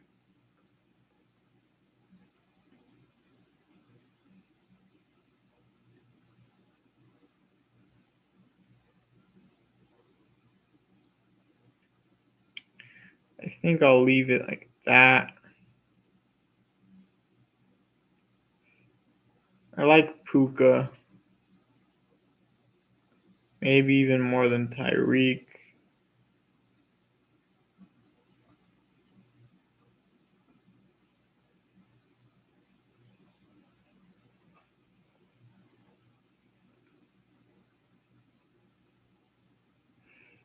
Bijan. Brees over Gibbs. Gibbs.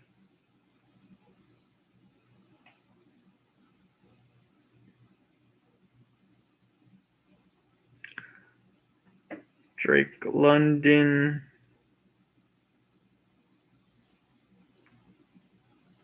Going to say Drake London over Harrison.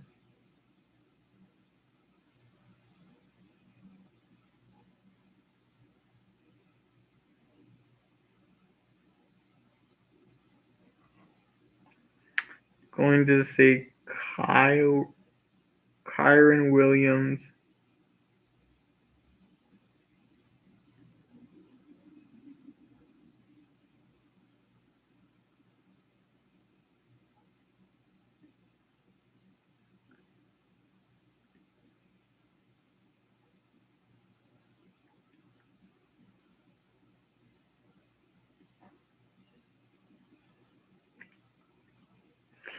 I'm going to say round 2 is where you should be going running back.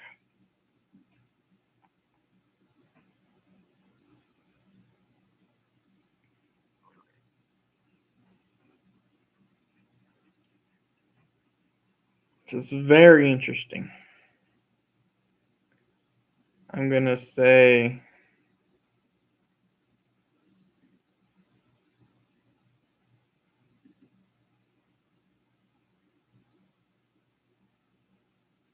how many yards can Drake London get? Can he even get over DK? Maybe. I'm going to put Kyron over Gibbs. Just because his backup is better. I'm going to put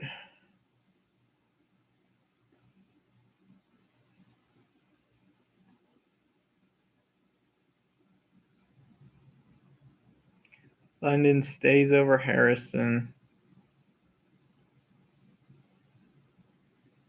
Probably JT over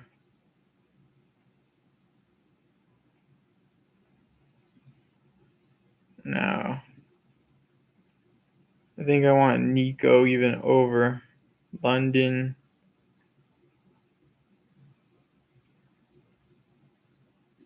Probably even Nico over Gibbs. Nico Kyron is fun.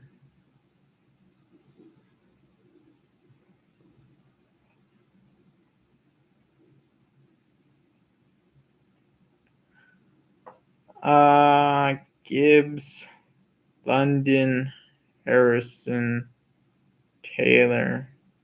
I think Evans deserves to be higher than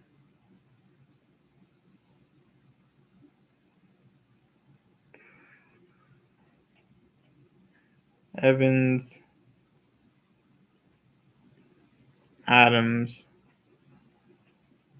I think it's old guys in the second round. Saquon, JT, probably JT, Saquon, A-Chain, probably Saquon. I was going to say Saquon A-Chain together.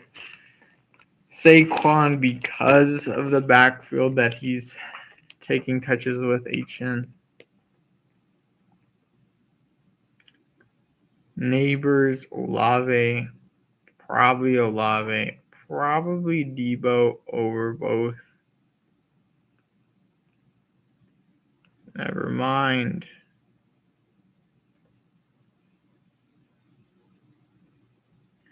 Olave, Debo.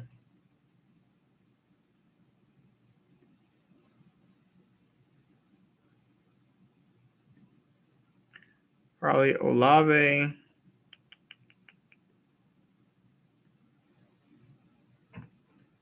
DK.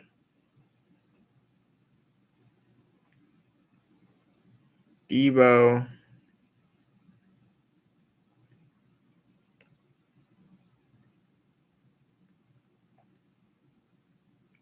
I said I wanted to move Kupp up earlier before.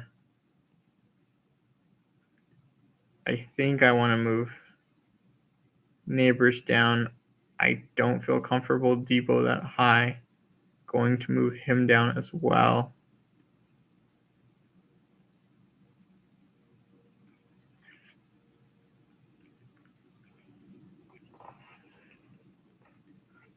The DJ Moore.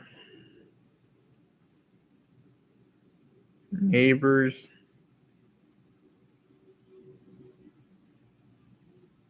I think Neighbors over Debo. Waddle or Debo. Give me Debo, that's close. Give me Stephon over both. T. Devonta. T. Pittman. Give me Pittman over T.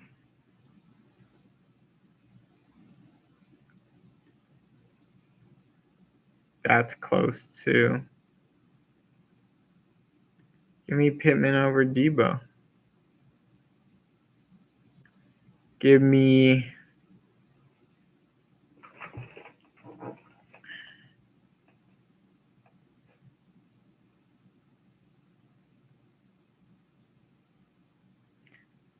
Devonta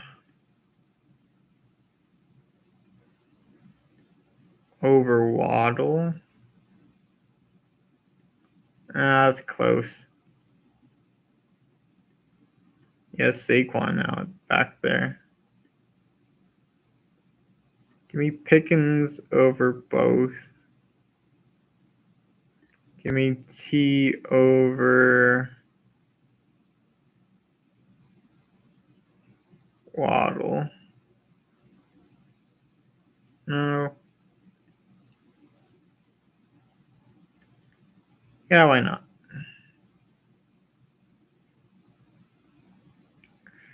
No, I'd rather have these guys.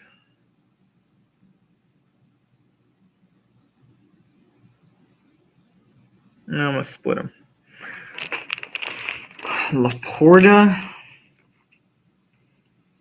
over any of those guys? Probably not. I'd rather have Amari over.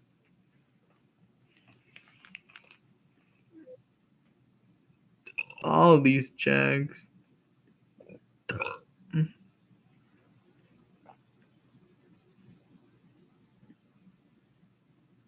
Probably Amari over.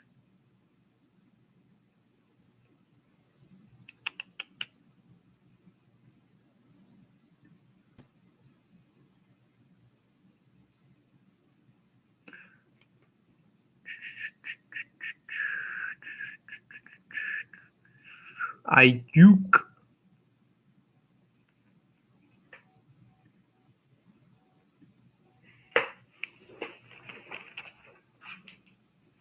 Yeah.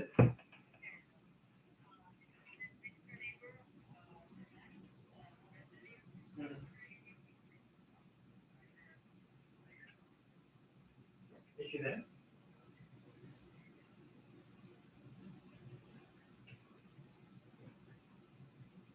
Yeah, actually, I didn't see them walk.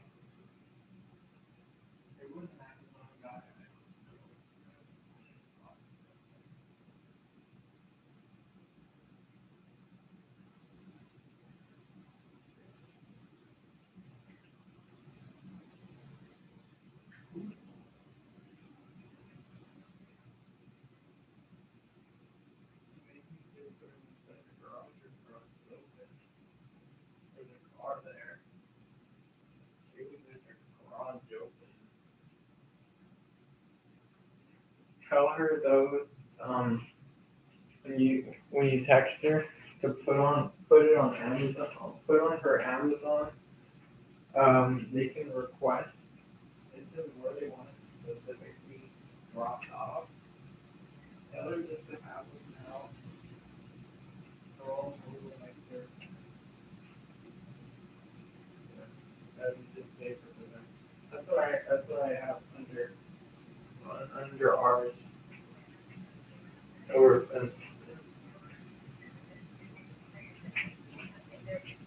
I saw a guy there earlier this morning, but I don't see any boxes unless it was just like a super thin package. It's not. I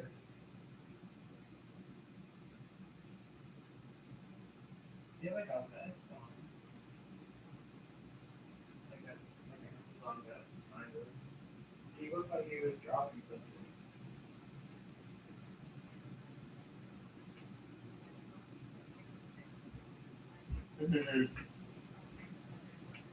Spot on.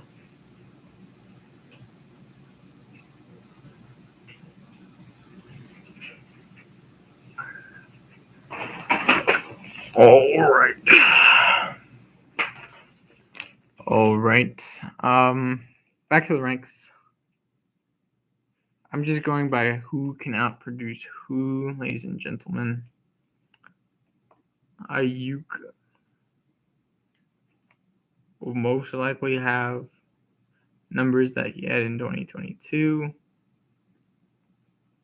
I think Ayuk's better than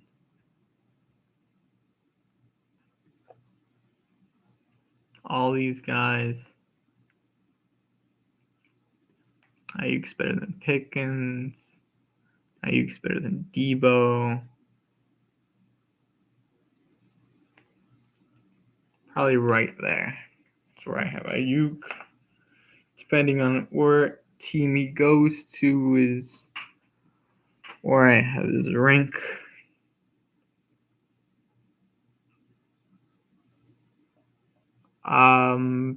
Tank.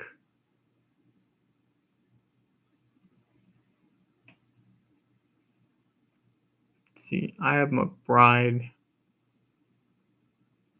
I have Laporta.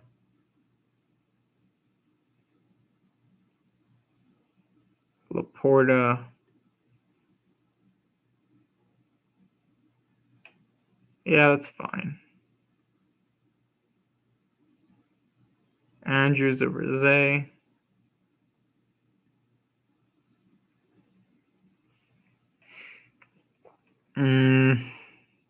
Kels over Zay. Don't like Zay, like I told you guys before. Henry over Zay.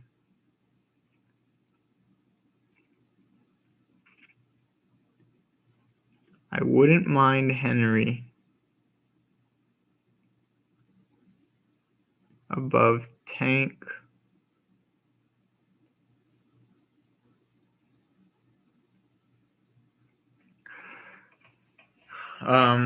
Allen.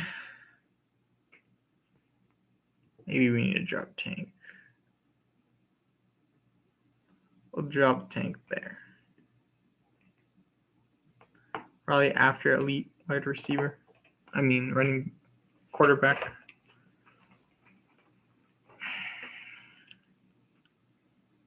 Allen, Lamar, Hurts, based on rushing. I think it goes like that.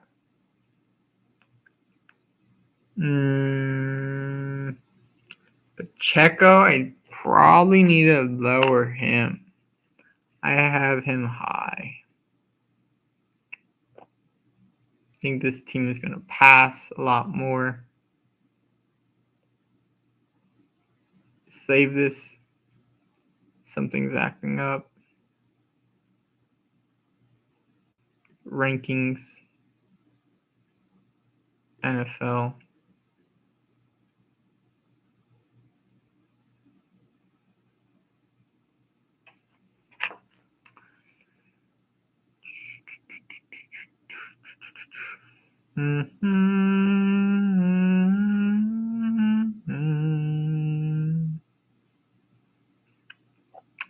I'm going to move Pacheco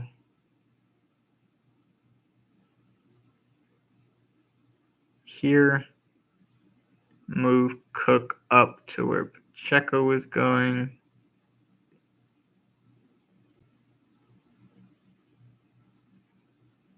ETN, very interesting.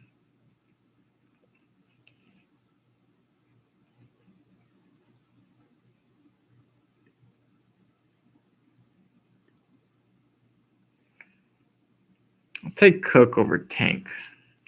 Take Cook over. It's interesting. No, I think they're going to throw the ball when the Bills run it by a tad.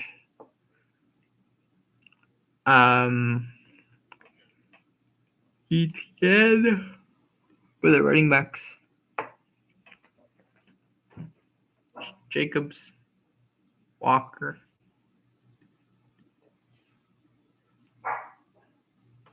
I have ETN a bit above. What do I have Terry? Yeah, I gotta bring up Terry.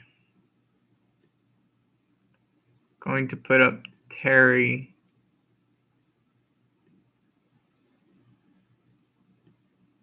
over Zay too as well. Zay's like, do I want him over Zay? Yeah, I probably want him over Zay. Probably Terry over Tank. Ooh, that's good. That is good.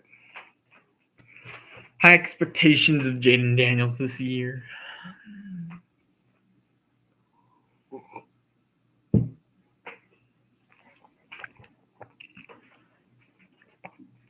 All right. Let's see. Kincaid and Pitts is interesting.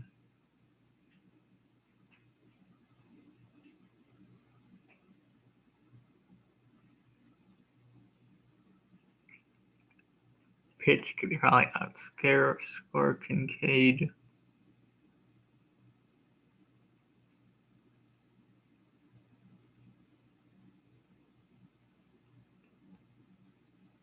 I have Travis high just because I think he's the number one in that offense, even though they have better wide receivers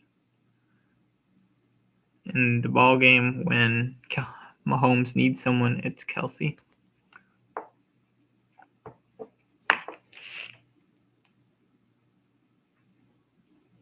I'm going to take ETN, keep him above there.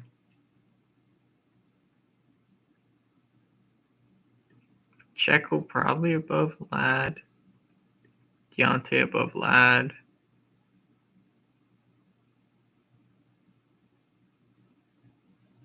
D-Hop now that he's hurt.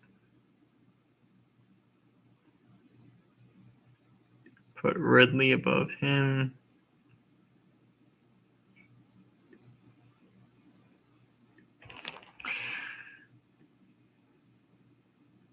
Chris Godwin probably above. I think Ladd I need to drop. I'll go get the ball to him. Ferg.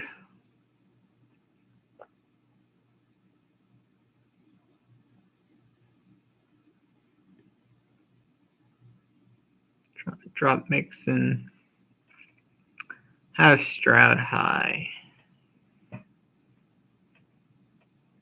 think I'd take all those players above Stroud.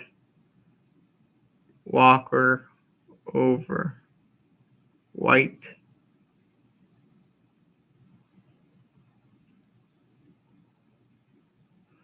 Worthy there.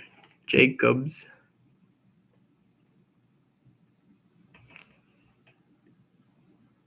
No, Najee stays. Jacobs. Jaden Daniels, Anthony Richardson, Caleb Keenan all the way down there. Keon Kirk. I like Kirk above Keon.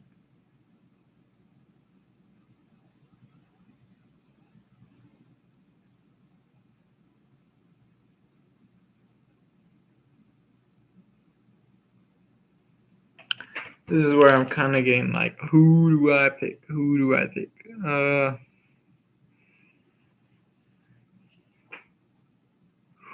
know it's high for Najee.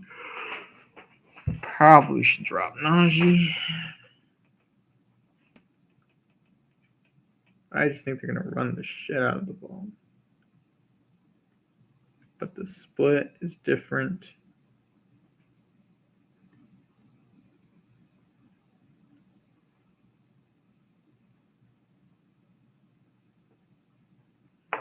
Want to look up Najee Harris stats. 8 touchdowns, 1,000 yards. Wow. Montgomery is what? Yeah, it's about the right range then.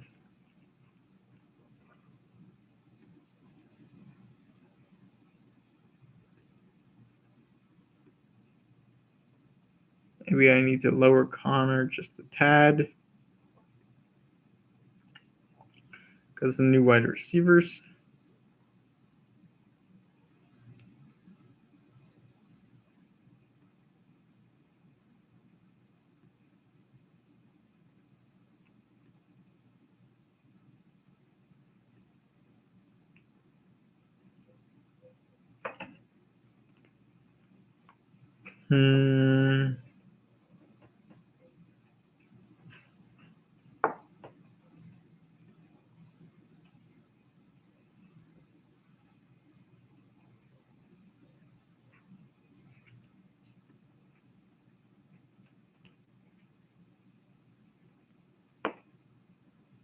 Keenan Allen usually goes before Jaden Daniels and all them.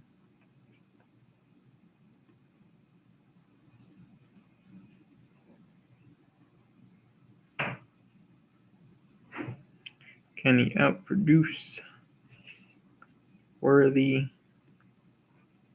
Possibly. Quarterback's better, though. I think I need D-Hop lower.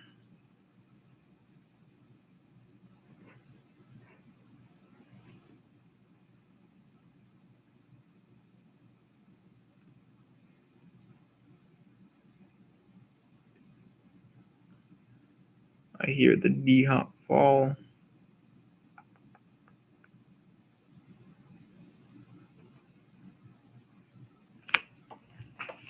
Christian Kirk, far better quarterback.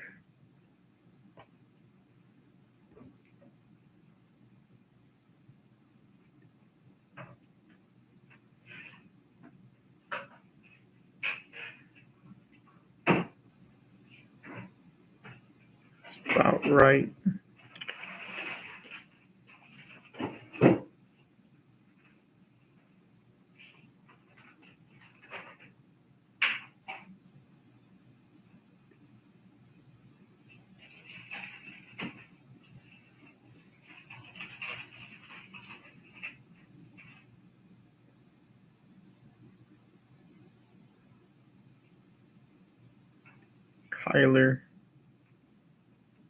Kyler higher.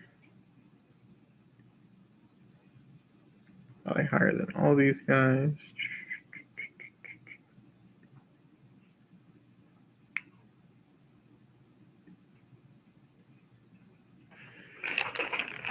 Oof. I'm getting tired, y'all. Probably end it here. It's getting long. Mess the rankings, and I'll show it off in a bit. Thank you all so much for watching. Subscribe, hit the like in the video. you find it informative, leave your comments down below. I will see you all next one. Later.